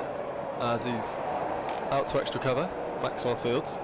Just one to the total again. Oh my, that was an absolute bullet throw from Maxwell. Rob Yates doing some yards to get across to the other side of the square has almost been cleaned up on the back of the head. Wow. Eyes on the ball, Rob. Eyes on the ball. Maxwell is still covering his mouth and holding his head in shame, and now holding his arm up to say sorry. 1-2-9 for 4. Pulled away, short, and it's punished that time by Cox. That's probably the length for Dan's quicker deliveries. That was just a little bit slower, so Cox had time to get back and pull that hard and pass the two guys out the rope. 1-3-3 for 4. Santner closing in on that 50. Mousley in again. Cox on strike. Again. Yes. And there's that celebration. Dan the man delivers once more, and it's Cox who bites the dust. A little golf celebration again with Hassan Ali there. I haven't been updated on what that was about. I saw it last night at Henley, but I'm not sure. I might have to ask Dan about that, because there's been a lot of golf recently amongst the Bears, and I'm sure there's a story to be told. Well, it's either that or something about swingers, so I think we'll just settle on golf. Yeah, let's stick with the golf swing, I think. 1-3-3 for 5. Sanders on 44, unbeaten at the other end, but Cox the man gone 4-7. He just takes crucial wickets at crucial moments, just when you think things are just starting to get away. He's just got that knack, hasn't he, at the moment? He's been mightily effective in the short form with his bowling this year. He fancies himself as a golfer as well, doesn't he? Yeah, he does. Yeah, he does. It's quite funny playing with Dan. Almost lacks a bit of golf etiquette, and also. You do surprise me not. Yeah, but that's fine as he comes in again. Middle stump. There we go. Same celebration. Osama Mir. Oh, this time he's putting it. There we go. Wow. Middle stump out the ground. And he's on a hat-trick. Now, I'm not sure that anyone who's going to be travelling to Essex tomorrow could cope if this becomes a hat-trick. Yeah, that'd be a long bus trip. I wonder if has there been a hat-trick in our Bears? Well, that's why we have a man here for who's shaking his head straight away. No, definitely not. Never ever. Definitely not ever ever. Wow. Here's an opportunity then. Cometh the hour, cometh the man. Oh, Ed Pollock as well. And it's Pollock on strike. Poetry. Well, off spin, turning away, off stump to a moment this could middle be. stump to off stump. That'd be great. 2 for 31. So 3 for 31 he's got now. And a chance for a hat-trick. 6 off the first 3 balls of the over. And now he's probably saying to David, where'd the field go? Get him in. Yeah, get me a sit. Yeah. Short leg. Well, he's bringing one in. Oh no, 2 maybe. No. He's going to be sent. Well, he's just going to fire it in anyway, isn't he? Let's be honest. You never know. Here we go. Here we go then. To the left-hander, Ed Pollock. Rosie's in again. And it's a dot ball. 3 for 31 now at the end of his 3rd over. Yet again, it's a game-changing contribution from the mouse himself. 1-3-3 for 6. And I mean, we talk about how a game changes in the space of an over. I mean, we were sitting here thinking, actually, there's a chase on here that's fairly gettable. He's just come and blown this game firmly in the Bears' way. I'd like to think so, but you've just, in a way, he has. But then as you say, there's only one over or 2 from the batters, and they're right back in it. So yeah, great over there from Danny. He wants to go carefully. He'll have too many of those Talbot Laws pieces of wood on his fireplace soon. Briggs back on. Yeah, Briggs is back into the attack. And he's bowled very well so far. Maxwell bullet. Ooh, great work. Good running. Yeah, it was good running on that occasion. 94 more required then 35 balls remaining. 2 for 26 so far for Danny Briggs. I mean, he's bowled brilliantly tonight. Crucial wickets, crucial stages. The ever reliable Danny Briggs. Yeah, very much so. And he's much more to Santa. That's huge. I'm going to hand over to Ollie Hannah-Dolby very shortly, guys, so there'll be less of the commentator's curse. Santa's 50's up, 52 from 27 balls. 4 4s and 3 6s. You're looking at numbers and looking excited. Have you got something to draw into tonight? I have indeed, not so much about Santner, but about Ed Pollock. Again, it's one of the most niche stats I think I've ever come across in cricket, so we'll save that. Okay, till he's facing. Santner to face Briggs again. What's he going for this time? Straight down the ground for a single. And now Pollock is on strike.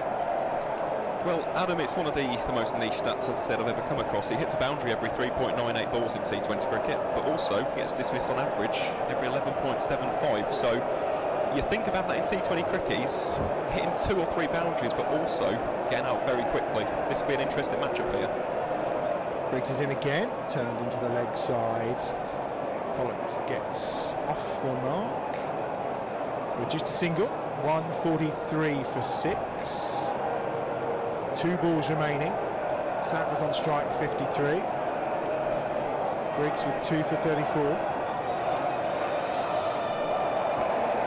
Still 86 required. And we're about to get into the final 5 overs. Now we were saying earlier you can get 75 or 5 overs. Yep, can be easily done as Briggs in again. Santner goes for the take on the legs. Oh, Hassan Ali's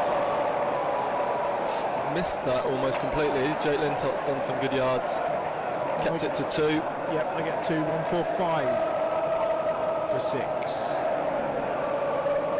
Sounds like the Hollies is picking up now. I think the phrase "it's going off." It's going off. The phrase. I mean, it looks all. I mean, they're all standing up. I think so. Last ball of the over, and a very valuable dot to finish. It is end of over 15. It's 145 for 6.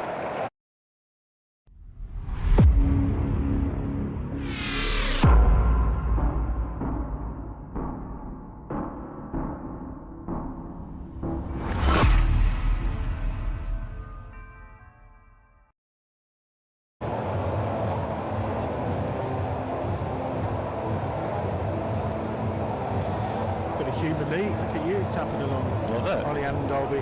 I told you were going to come back for a thriller. I'll be honest, I reckon, I don't know how many times I've commentated now, but normally we lose. I just said that to the guys down there, so touch wood. Hopefully it's looking like this one's looking good.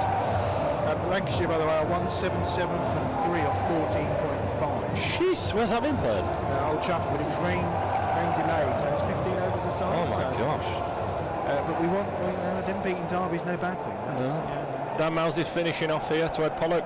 Ed Pollock, a big heave for, as we know he can do, slog sweep for 6. Yeah, we've seen that quite a few times. Yeah, we've seen that before. Trademark Pollock that. This is Dan Miles' last over. I think Hassan Ali's got 2 left. Wilkes has got 1 left. Sorry, Hassan has got 1 left. Wilkes has got 2. So I wonder who has he got. We've got to find 1 over from someone here. Will it be Maxi? Will it be Lintott? Yeah. Barnard? I wonder. We've got an over to find from someone somewhere. Oh, almost got him again. He's on the hunt for number 4, isn't he? Yeah, absolutely.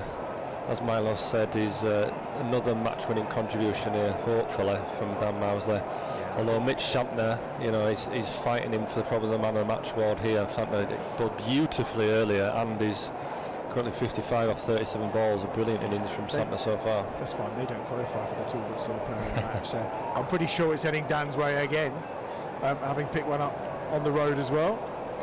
And another one for the mantelpiece. 153 for 6.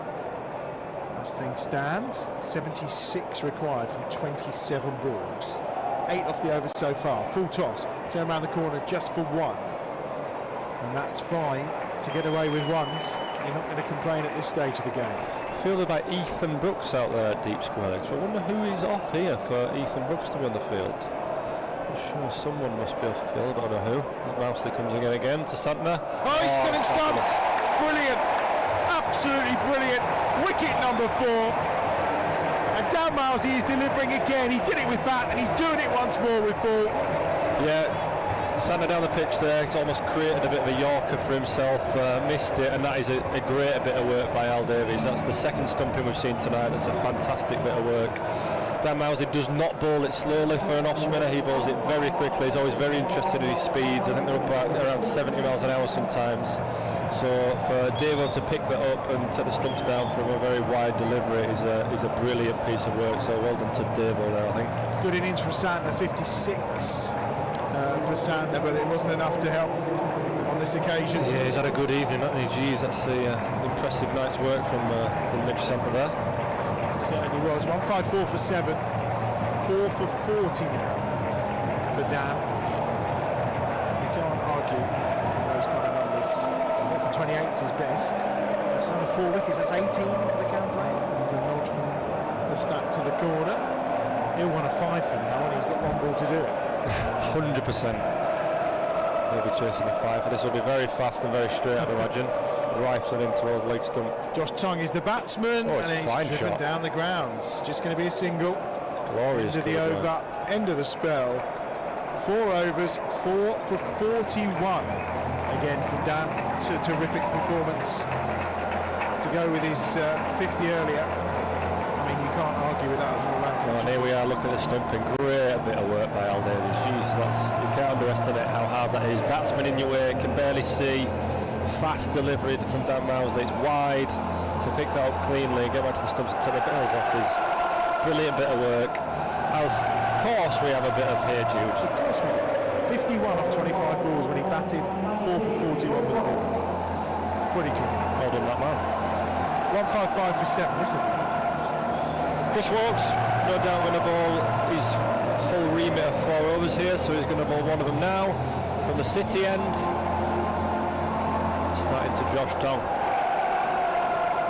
Ropes up. I didn't know that was part of the deal. They said that he wants to come and do some comms. I mean, he wants to come and sing. That's all. Here's Wokes in, and he's got it in. Wokes comes to the party too, and the Rapids are rapidly going down here at Edgbaston. 155 for 8. Yeah. Mr. Cool's a cucumber. Chris Walks does it again. He's good, isn't he? He's very, very good. I'm not sure how much we'll see of him as of now. There's a test match coming up against Australia, but at Lords, as we know. Yeah. Is he Australian player? I think he is Australian, isn't he? So I'm not sure how much we'll see after this, but yeah, deliver it again. Hiding it wide just because of that short leg side boundary, and Tom dragging it on. What a very subdued celebration there. Works for that one. 155 for 8. Pennington's the new batsman, and everything going according to plan here, and the party is starting around Edgbaston. Yep, the Holly stand is bouncing. I mean, he's been bouncing for the most of the evening, but it's very raucous out there now, which is brilliant to see. Good crowd in here tonight. Live for these Friday nights. 155 for 8. Wokes in again to Pennington this time. Cuts him away. 1 bounce, 2 bounces to the ropes where it's fielded by Nimtot. And there's just 1 to the total. 156 for 8. As I said, there's an over to find here from somewhere, because Hassanali's got 1 left. Wokes has got 1 left after this. So we need to find an over from someone. I wonder if we might see Nimtot at this end. But the difficult over earlier to Santner, got a little bit of tap. He bowled to a good plan from what I saw, but it was a difficult over to bowl. I wonder if we might see Nimtot at this end. Try to close things out. As Woksy comes into Ed Pollock. Does Pollock. Well bowled, Chris Wokes. We have 1 boundary from Pollock. And is he out? Yeah, slow ball there from Wokes. He just chipped into the leg side. I'll be honest, this is one of the hardest things in the game for a bowler. You're charging in, trying to bowl, and you've had to go field that. You've turned around, you've sprinted for it, you've slid, you've thrown it in. You're absolutely blowing now, and now you've got to grab your breath if you can and try bowl the next 3 balls of this over somewhere near where you want it to go. and to be fair, that ball was following him in the air during the early part of this game. It was, wasn't he? He had 2 very tough chances. 158 for 8. Wokes into Pollock again. He managed to get 2. That's quite delicate from Ed Pollock, just for a single. Yeah, another slow ball there for Chris Wokes. Wokes with all his leg side out there and tried to utilise that big leg side boundary there to Ed Pollock. A wicket and 4 runs off the over so far from Chris Wokes. 159 for 8.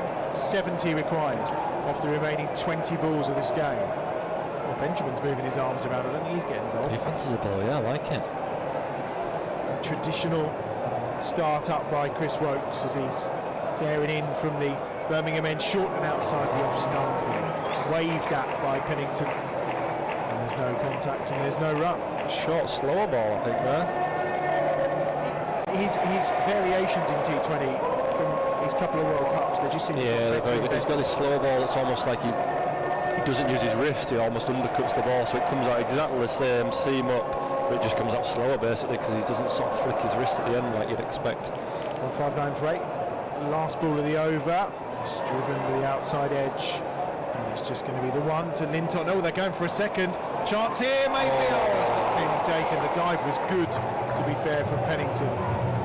That's good running there by Worcester. I'm sure Wokes is too pleased with that bit of fielding. But yeah, some good running there by Worcester. And here we go, a bit of sweet Caroline. This is what we all came for, isn't it? Look at him go.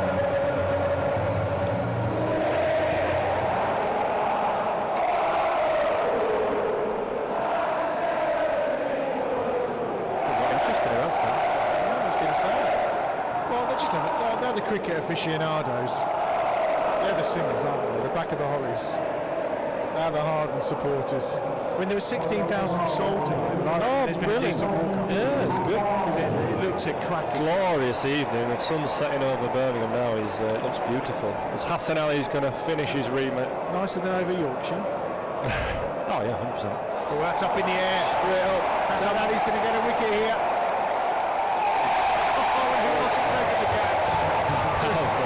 Who else would have been underneath that one? And it's wicket number 9. And Derby Day victory is very much coming the way of the Bears. Do you know the story behind this cricket? I don't know what the golf celebrations are about. I'm not sure at all. Yeah, nice bit of bowling there from Hassan Ali. Try to hide it wide to Pollock, the left-hander, to that short leg side boundary, and probably not got much options but to just go for it really and hit it straight up. And it's a really good catch actually by Dan Mosley. We're running backwards, spinning no doubt. It's a good catch. One more to go. 161 for 9. The noise in here tonight is tremendous. What a night. What a victory this is going to be for the Birmingham Bears. 68 needed off 17 balls. And I think this is victory number 9, isn't it? It is. Is that right? 9 victories, 5 in a row. I think the stats do say if you get 9 victories you should normally qualify unless it's an extraordinary year, but hopefully this means... No, they will qualify with this. They will qualify with this for sure. There's 2 there. Off that ball, 163 for 9. I've been reliably informed that Dan Moses' celebration about golf is that during a recent round of golf when they're on the Northern Tour this week, Dan Moses shanked a ball that badly it went through someone's greenhouse in their neighbouring garden. So I think that's what the golf celebration might be about. He does think he's a bit of a player. Yeah. So he shanked one that badly it's gone into a neighbouring garden and destroyed a greenhouse. You can outdrive him, I've seen you. No, Dan Moses, he whacks it. Oh, does he? Yeah, he whacks it. Are you more slow and steady? Yeah, bump it up the middle. Hassan Ali. Here he comes. Oh, that's a jinx, that's an old school jinx. Yeah, it is, yeah. Halfway through the 18th over, 163 for 9. Brown is on 2, Pennington's on 3, but 1 wicket required to send this lot home. Very, very happy. Well, actually, I think they're very happy anyway, to be fair. That's going to have much consequence on them. What a week for Edgbaston Stadium. The test match was exceptional, and then the fixture here tonight, full crowd, brilliant wicket. It's great to see. What could you want? And he's in again. He's got him, has he? The throw up. Has he got him? No. Oh, not a runner either. Saying no. Didn't touch it, and there's no way that Brown's walking. And he wants to review Hassan Ali as he's walking back. You've got to love him. 2 for 19. You're going to miss him, aren't you? Oh, absolutely. I don't know when he goes. Early July, I think he has to go to Sri Lanka for a series against Sri Lanka. Good to get the call up back to Pakistan, isn't it? Yeah, absolutely. But yeah, he's a great character. He's been brilliant to have. Hopefully, we can get him back again. He's been absolutely brilliant. 2 balls to go. 2 for 19 for Hassan Ali. Turned into the leg side. It's just going to be one. Maybe they're going to come back for a second and take on the arm of Jake Lintott. Nice bit of fielding, actually. Nice bit of fielding there by Jake. 165 for 9. This is becoming a bit chastening for Worcester supporters, isn't it? When I bumped into one of the Worcester journos at the innings over, they hadn't cottoned on to the fact it was 228 again, like last year. They hadn't quite registered that, but as they said, the tone was set in the first couple of overs. Ali's in again, and it's just kept off the stumps that time by Brown. They'll get a single. He finishes with 2 for 22 from his 4 overs. It's been a great week with a white ball for Hassan Ali. You may want to get him as your favourite player card via Fan Craze. Don't forget to get yourself registered to join it. Plenty of people viewing tonight for the first time. Pub Lunch is out there as well. He messaged me earlier on saying, do I get a shout out? He's a man in his 40s and he wants a shout out. Well, there you go. Of course you can. I mean, he's a Villa fan, but we don't hold that against people. No, we don't. Chris Woe's going to bowl himself out here, or he's going to be bowled out here. Last over from the City end. Maybe hoping to close this game out if he can. Otherwise, we might have a bit of a random over from someone here. I'll give it to Barnard. He's not had a let's get Barney in the game against his old. Exactly, 166 for 9. In comes Woke. So he's coming with a slower ball again. Big slower ball there to Pat Brown, not quite picking it. Still can't get over Pat Brown's bowling figures. I know it's only one game. Well, that can happen. It's one in T20 is an incredibly volatile format, and as you mentioned, I'm convinced that he could bowl those exact same balls again next game and get 2 for 20. So I think that's the way the game goes sometimes. None for 63 tonight. It happens. In Wokes comes again, and Brown's going to pick up at least one. Lintott again, the busy fielder right now. They've turned for a second. Dave O as captain, he's doing a great job, isn't he? He is, yeah, he's really good. He's busy, isn't he? You can see him sort of behind the stumps, gesticulating all the time, manoeuvring fielders here, there and everywhere. You know, he's well into it, and he's a very good captain. Has he lost? No, he's not lost one. 8 as captain. Yeah, he's won 8 as captain, so he must be doing something right. 168 for 9. Wokes in again. Another single to the total, 169 for 9. Brown moves on to 8. 3 balls to come in the over, 3 off it so far. I mean, that whole batting lineup today, Yates with his 59, Davis 29, Maxwell 44, Rosie 51, and Benjamin 29 with Bethel on 9 as well with that big 6. I mean, contributions across the board. The Steelbacks beat the Leicestershire Foxes by 92 runs tonight. Foxes all out for 118 in the Northern Group scores. Lancashire finished on 177 from their 15 overs, so Derby on the chase there as things stand. All of it is irrelevant with the Bears win. The Bears are in, but it's just whether or not it's 9. It could be that 9 doesn't quite secure yet the whole quarter-final. Does it not? Which is extraordinary. Yeah. High standard this year, if that's the case. Jeez, normally 9 you'd be, absolutely flying home quarter, no top of the group, no doubt. So it goes to show there's some good teams out there. Everyone can beat everyone. Yeah, Lancashire will still be in with a chance. I think Wokes is in. It's a nice shot there from Pennington out to long off road 2. Is it going to be? You're going to take on the arm of Glenn Maxwell, and they succeed. Hell of a chuck there from Glenn Maxwell, all the way from long off to straight to Al Davies on the full. Pennington's on to 5, 171 for 9. 1 ball remaining in over 19, 58 recorded. I suppose the big question is, if for the next game, which is at Trent Bridge, is that right? Next Friday. Next Friday, and if Sam Hain is fit again, who on earth does he play for? Well, I mean that's the question, isn't it? However, I mean he's a good mate of mine, and I was getting stuck into him saying, mate, you won't get back in. I think you have to remember that Trent Bridge is Sam Hain's. You can't leave him out at Trent Bridge. Where are you dropping though? Well, can't. Oh, hello, this is Henry with his bucket hat on.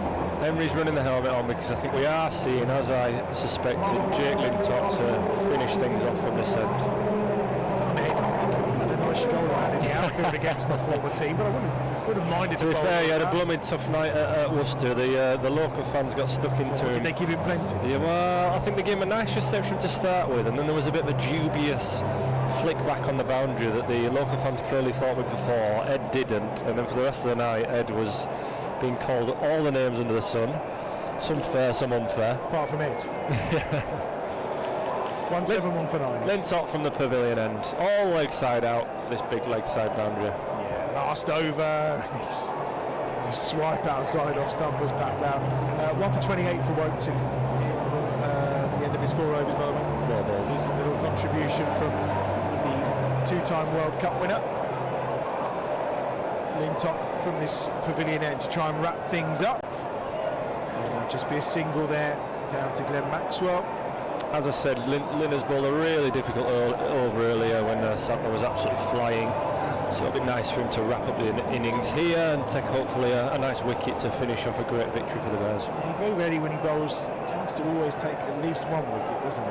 Oh, that's a big heave out the leg side. Bit of a plink from Pennington, not quite carrying to Jacob Bethel. I'm sure if it had been half a catching chance, if anyone was going to catch it, it was going to be Jacob Bethel, given his prowess in the field this week. I must have watched that video 20 times today. I still can't believe he caught it. I think Maxwell was just saying to him, how come he didn't catch that one? Oh, here's a chance for a run out the other end. Oh, they don't get away. Now they're going to get the single.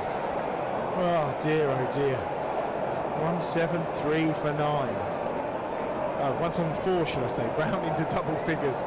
Pennington's on strike. 2 balls to go then. 55 required, but can they bowl him out? Can Lintott get himself a wicket? That's what we want to see as this game comes to a conclusion. It's Lintott again. Reverse swept this time by Pennington. Reverse sweep for single by Pennington. So is this, I mean, they've just ticked along here, obviously just clearly trying to look after the run rate as best they could without trying anything too outrageous, but it's the final ball. 1-7-5 for 9. Lintott will bowl it. It will be the sign. There's no stumping there. It does finish 1-7-5 for 9, and it's a victory for the Bears by 53 runs. They've done the double over Worcester. 2 victories this season. Comprehensive on the night again here at Edgbaston. There was a huge win by 144 runs this time last season. It's 53 runs tonight, and the all-round contribution of the bat, the likes of Yates and Davis and Maxwell, and of course Dan Mosley as well. And then with the ball, 4 wickets from Small Mosley, a couple for Hassan Ali, Wokes joining in as well, a couple for Briggs too. Terrific performance from the Bears, and that win secures the quarter-final place. Yeah, brilliant victory. Always nice to beat the Bears, and as you said, we've beaten them twice this year now, which is brilliant, and contributions all the way down. Absolutely brilliant foundation laid by Rob Yates and Al Davies.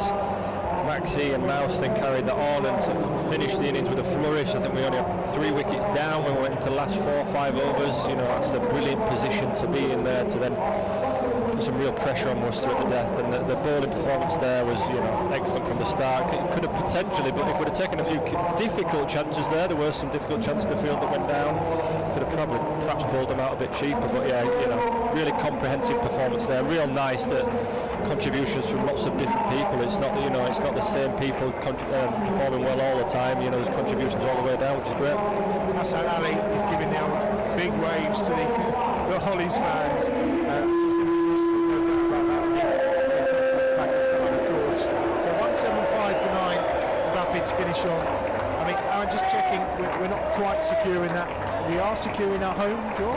Well, not quite the home, but we are securing the quarterfinals. We have officially qualified for the quarterfinals. The home still isn't mathematically 100%, but if Lancashire lose, then I think it is. Isn't it? Yeah. So that's the key for later tonight. But that's a big chase for Derbyshire. I mean, Ollie, just being in the quarterfinals is the key. But just talking to Dan earlier, he was saying that the target has always been top 2. End of story. That's the target. Absolutely. Yeah. Look, I mean, all you have to do is look at tonight. Fabulous evenings at Edgbaston. Don't get much better than this, and we want that again. Surely, don't we? We want to get a home quarter-final and then be here for finals day on our home ground. That is the goal at the start of any T20 season. That's what we want, 100%. And this group, obviously, you've been around for the last few seasons and saw what happened with Carlos last season in terms of how the group performed. I mean, there seems. it's just, Craig was saying earlier, they've just built on what they got to last season. It's the togetherness as a group of players. There's even more depth. You know, I look and see squads and I see you and Rhodesy and just think to myself, you know, they could quite easily be playing in this team. But the depth, the depth that's available, it's extraordinary, isn't it? No, I'll be honest. I said the same thing when pre-season tour in Cape Town, and you know, we're having a team meetings like you do about, you know, how we're going to approach the season. I sort of said, just look around at the talent in this room, guys. You know, whether it's red ball, whether it's white ball. You know, Michael Burgess is currently on loan at Sussex, doing a great job. There are some fabulous cricketers currently in this Edgbaston Warwickshire changing room, and it's great to see. Like you say, it's absolutely brilliant to see. There's massive depth there. We've got two guys out injured at the moment in Craig Miles and Sam Hain, who are absolutely brilliant players for us and have been, you know, white ball stalwarts for us for the last couple of years, and absolutely amazing. And yet, you know, they're out and people can come in and do a job like Jacob Bethel has, like Hassan Ali has, like Henry Brooks has. You know, it's absolutely brilliant. So now there's some real strength in depth there, and hopefully we can use that going forward and into the quarterfinals and hopefully finals there. So quarter-final place is secured. Local bragging rights are secured with a victory over the Rapids again. Not quite sure of that home quarter-final yet, but that may well come.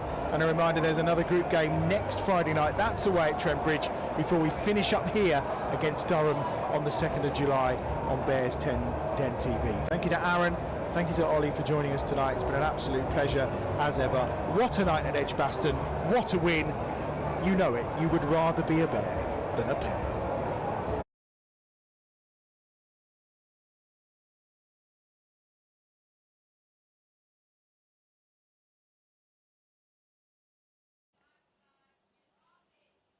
There we go, 53 runs and we are top of the table. Come on, get it. That's what we like to see. I can see the fans of the Bears making their way to probably New Street Station or wherever it is you have to get a train back to Worcester from. But what a win. I mean, that was a really satisfying win. Craig Miles alongside me. I mean, I know he got not to be out there, but it had to be fun to watch that victory. Absolutely. I think where the guys went about the batting was excellent, and then with the ball, you know, a couple of chances early could have gone to hand, and then through that middle period, Danny Briggs, Dan Mousley, star of the show again, the Bears spinners leaving the Rapids in a bit of a tangle. They did. I mean, it was really important to sort of hold your nerve there as well, because those early overs, the ground such as it is, and we talked about this, right? Like, I mean, they were going big. They were going for their shots, like the opening batters for Worcestershire. You have to just hold your nerve there a little bit, don't you, when the other team's attacking you, because you do have a lot of runs to play with. Yeah, definitely. They're going to come hard. They're not chasing 150. They're chasing 230. So they're going to play shots. They might get a few away. And you're right. You just got to hold your nerve. Know that if you stick to a plan, execute your plans, chances will come, because they're always going to be having to push 10 and over plus. So I think the guys did that really well. And there was a lot of support, obviously, great cheering, great stuff. A quarter-final is assured now. Like, this is cool, especially with games in hand. Now you can really sort of push as a team to try and get that home quarter-final, which would be exceptional. I believe we don't know that if they can have it yet because of the washout at Yorkshire, but at the moment we do know they're top of the table, the Bears, and we do know that they've qualified for the quarter-finals. It feels good to have that in the bag, surely. Absolutely, 3 years in a row to get to the knockout stages. That's always a target, first target for T20 particularly. You know, the icing on the cake would be that home quarter. So yeah, 3 years in a row. That shows we're definitely doing something right in this format. Yeah, absolutely. I mean, you're getting plenty right in this format for sure. And let's go back to the innings today. I mean, it was terrific to watch Dan Mousley doing well again. 4 wickets for him once more. He can't stop taking wickets. I think 18 so far this season. That's outstanding. What's he done differently this year? Oh, I think he's probably learning every game for a start. But I think he's back in his best ball. He's back at, you know, I think he's being really good with his field settings, particularly the pacey bowls. He probably bowls more pace on deliveries as a spinner. To say that as a spinner is a bit different, but yeah, he's pace on the ball, so he's setting his fields nicely and then changing up with the odd slightly slower off spinner as well. So yeah, I just think he's been really smart. For a young guy, he's he's learning along the way, but he's got a strong head on his shoulders as well. And runs with the bat as well. I mean, you've got to feel good about that, right? Getting a 50 off 20-something balls and 4 wickets for, not a ton. Well, I'm sure, I get the feeling we're going to speak to him very, very shortly. We'll wait and find out if that's the case. But, yeah, I mean, what do you make, what do you attribute that to? Like, we'll ask him. In fact, we'll ask him directly in a second. But, I mean, just as his teammate, it must make you really proud just to see a young player coming through and putting in consistent performances. Absolutely. I think since he made his debut a few years ago, I think his game's gone strength to strength. He probably would have liked a few more 50s and contribute with the bat a little bit more this year, but he's chipped in, and then to do that today in front of a big crowd at Edgbaston and then take wickets, that's a pretty phenomenal performance. There we go. Lots of praise for the man. We've got him joining us right now. Shoes off. And we got Dan Mosley again. Once again, you're getting used to this now, Dan. We get you here on a regular basis now. I mean, is this like extra motivation to like just put in these big performances? Nah, not really. Just I don't know what it is at the minute. It just seems everything's going my way at the moment. I've worked hard over the last few weeks, and it seems to be coming out with both bat and ball. Well, we'll talk about both of them. Like with the bat, that was an exceptional innings. So coming out of the middle nicely, huge cheers every time you're hitting those 6s and 4s as well. Is there something about the crowd, 17,000 strong, we talked about? Like, do you sense them, or are you just sort of laser focused on your game? No, I love the crowd. I love the big games. Being here as a fan when I was a kid, watching Warwickshire Worcester games in front of big crowds, and usually watching Mo whack it against us. But obviously it's on our side now. But these games is what you look forward to. First thing you look at in the calendar is when you got Worcester at home. And yeah, it was nice to get a few runs. It's something that I've been getting some starts, but not quite going all the way. I got 40 odd against Worcester at their place, and Dave actually said to me today, he goes, "You were on it today," and luckily it came off. Is there something that you've sort of consciously changed? Because, like, I mean, Craig suggested that, you're learning every game. Like, those are his words. Is that what it is? Like, every game you're sensing a bit of an incremental development? Or is there something you've, like, genuinely changed about your game that's moved you, sort of kind of helped you change gears almost? No, I wouldn't say I've changed anything technically or anything like that. More probably mindset a little bit more. Obviously missing Haney, so I tried to take the one to sort of hold the innings. But today, obviously, Yates got off to a brilliant start with Davo and Maxi and Benji. Everyone got firing today, and it was just, for me, it was just go out there and just go and give it a whack how I've been over the last couple of years, and it came off today. Everybody in that top order firing. As you say, runs all the way across. Everybody batting at a strike rate of 150 plus, which was great to see. 228. Did you feel pretty good about that? Was there still a feeling like this could be a tough total to defend? Yeah, Edgbaston's such a good wicket, and it's a small boundary, and we know how powerful they are. And Davo very quickly, I think probably after 8 overs, we need to get around 220, and that was our mindset all the way through. We had to be clever with our bowlers. Thought Santner bowled really well. He's obviously a world-class act and goes around the world doing his trade, so we had to be clever with him, and then I tried to put some pressure on the rest of them. Obviously, the smaller boundary one side, it was very much left, right hand, and trying to be a little bit clever with that. And Mitchell Santner did no doubt he bowled brilliantly, and he is a world-class bowler. He didn't take 4 wickets today, though. You did, and that must feel pretty good, right? I mean, you doing this regularly. We've talked about this. 18 wickets so far this season. Like, it's coming out right. I mean, you make it really simple. It's coming out right, but there's got to be more to that. Like, do you feel like there's a change? Do you feel like there's a different kind of preparation? Is there something that's happening differently for you, or a different stage of the innings for bowling? Where's the success coming from? That's what everybody wants to know. I don't know. It's just something I've worked hard on this winter. I've always bowled 1 or 2 overs in T20, but probably never got the opportunity to bowl 3, 4 in the game. And Dave and Mo have really heavily backed me, and they've just said, just go out there and get through as many overs as you possibly can. I'm a little bit different. I'm not going to tell you why, but I'm a little bit different to other bowlers. So yeah, I just keep on enjoying it, and I've worked hard on it this winter, and it seems to be coming out really well. It's coming out really well. I know Craig's got a question for you as well, so I'll let him ask that. But you're playing brilliantly, mate. It's been a pleasure to watch. It really has. Craig. It's nothing really about the cricket. It's more about the celebrations. Are you able to talk us through the golf celebration, particularly with Hassan Ali? Because I don't have Hassan down as a golfer, so can you just talk us through the putting celebration with him? Okay, so I did it yesterday, golf swing. To cut a long story short, I'm having a golf lesson, trying to change my swing, and I was in the living room, and I hit a 2-iron off my sofa, and it smashed my TV. Oh, no. There's no tax on this. That's the God's honest truth. So yeah, the lads have been nailing me about breaking my TV, and then Haas found it hilarious, and Haas loves it. He was the one, no, do this. So I just did it with him, and just all part of the fun, isn't it? So he's making you relive that traumatic memory. That's exceptional. But, I mean, I feel like the way you're playing right now, you can buy yourself a bunch of TVs. Quarterfinals, what's the celebration going to be like tonight? Because obviously there's still a job to do. You're in the quarterfinals, but you want to secure that home one, don't you? Yeah, we do want a home quarter final, and we want to get to a home finals. There, it's all we've spoken about since throughout the winter, since we played Hampshire and lost. We haven't really spoke about qualifying. The only thing we spoke about was we want 1 and 2, and if we get 3 or 4, that's good. But we want one or 2. It'd be nice to finish top of the group. There'll be no party tonight. We got a Red Bull game. We travel to Essex at 10 o'clock in the morning tomorrow, so there'll be absolutely nothing. I guess it'll just be a bit of a chat downstairs and a bit of a laugh, and then we're all home, unfortunately.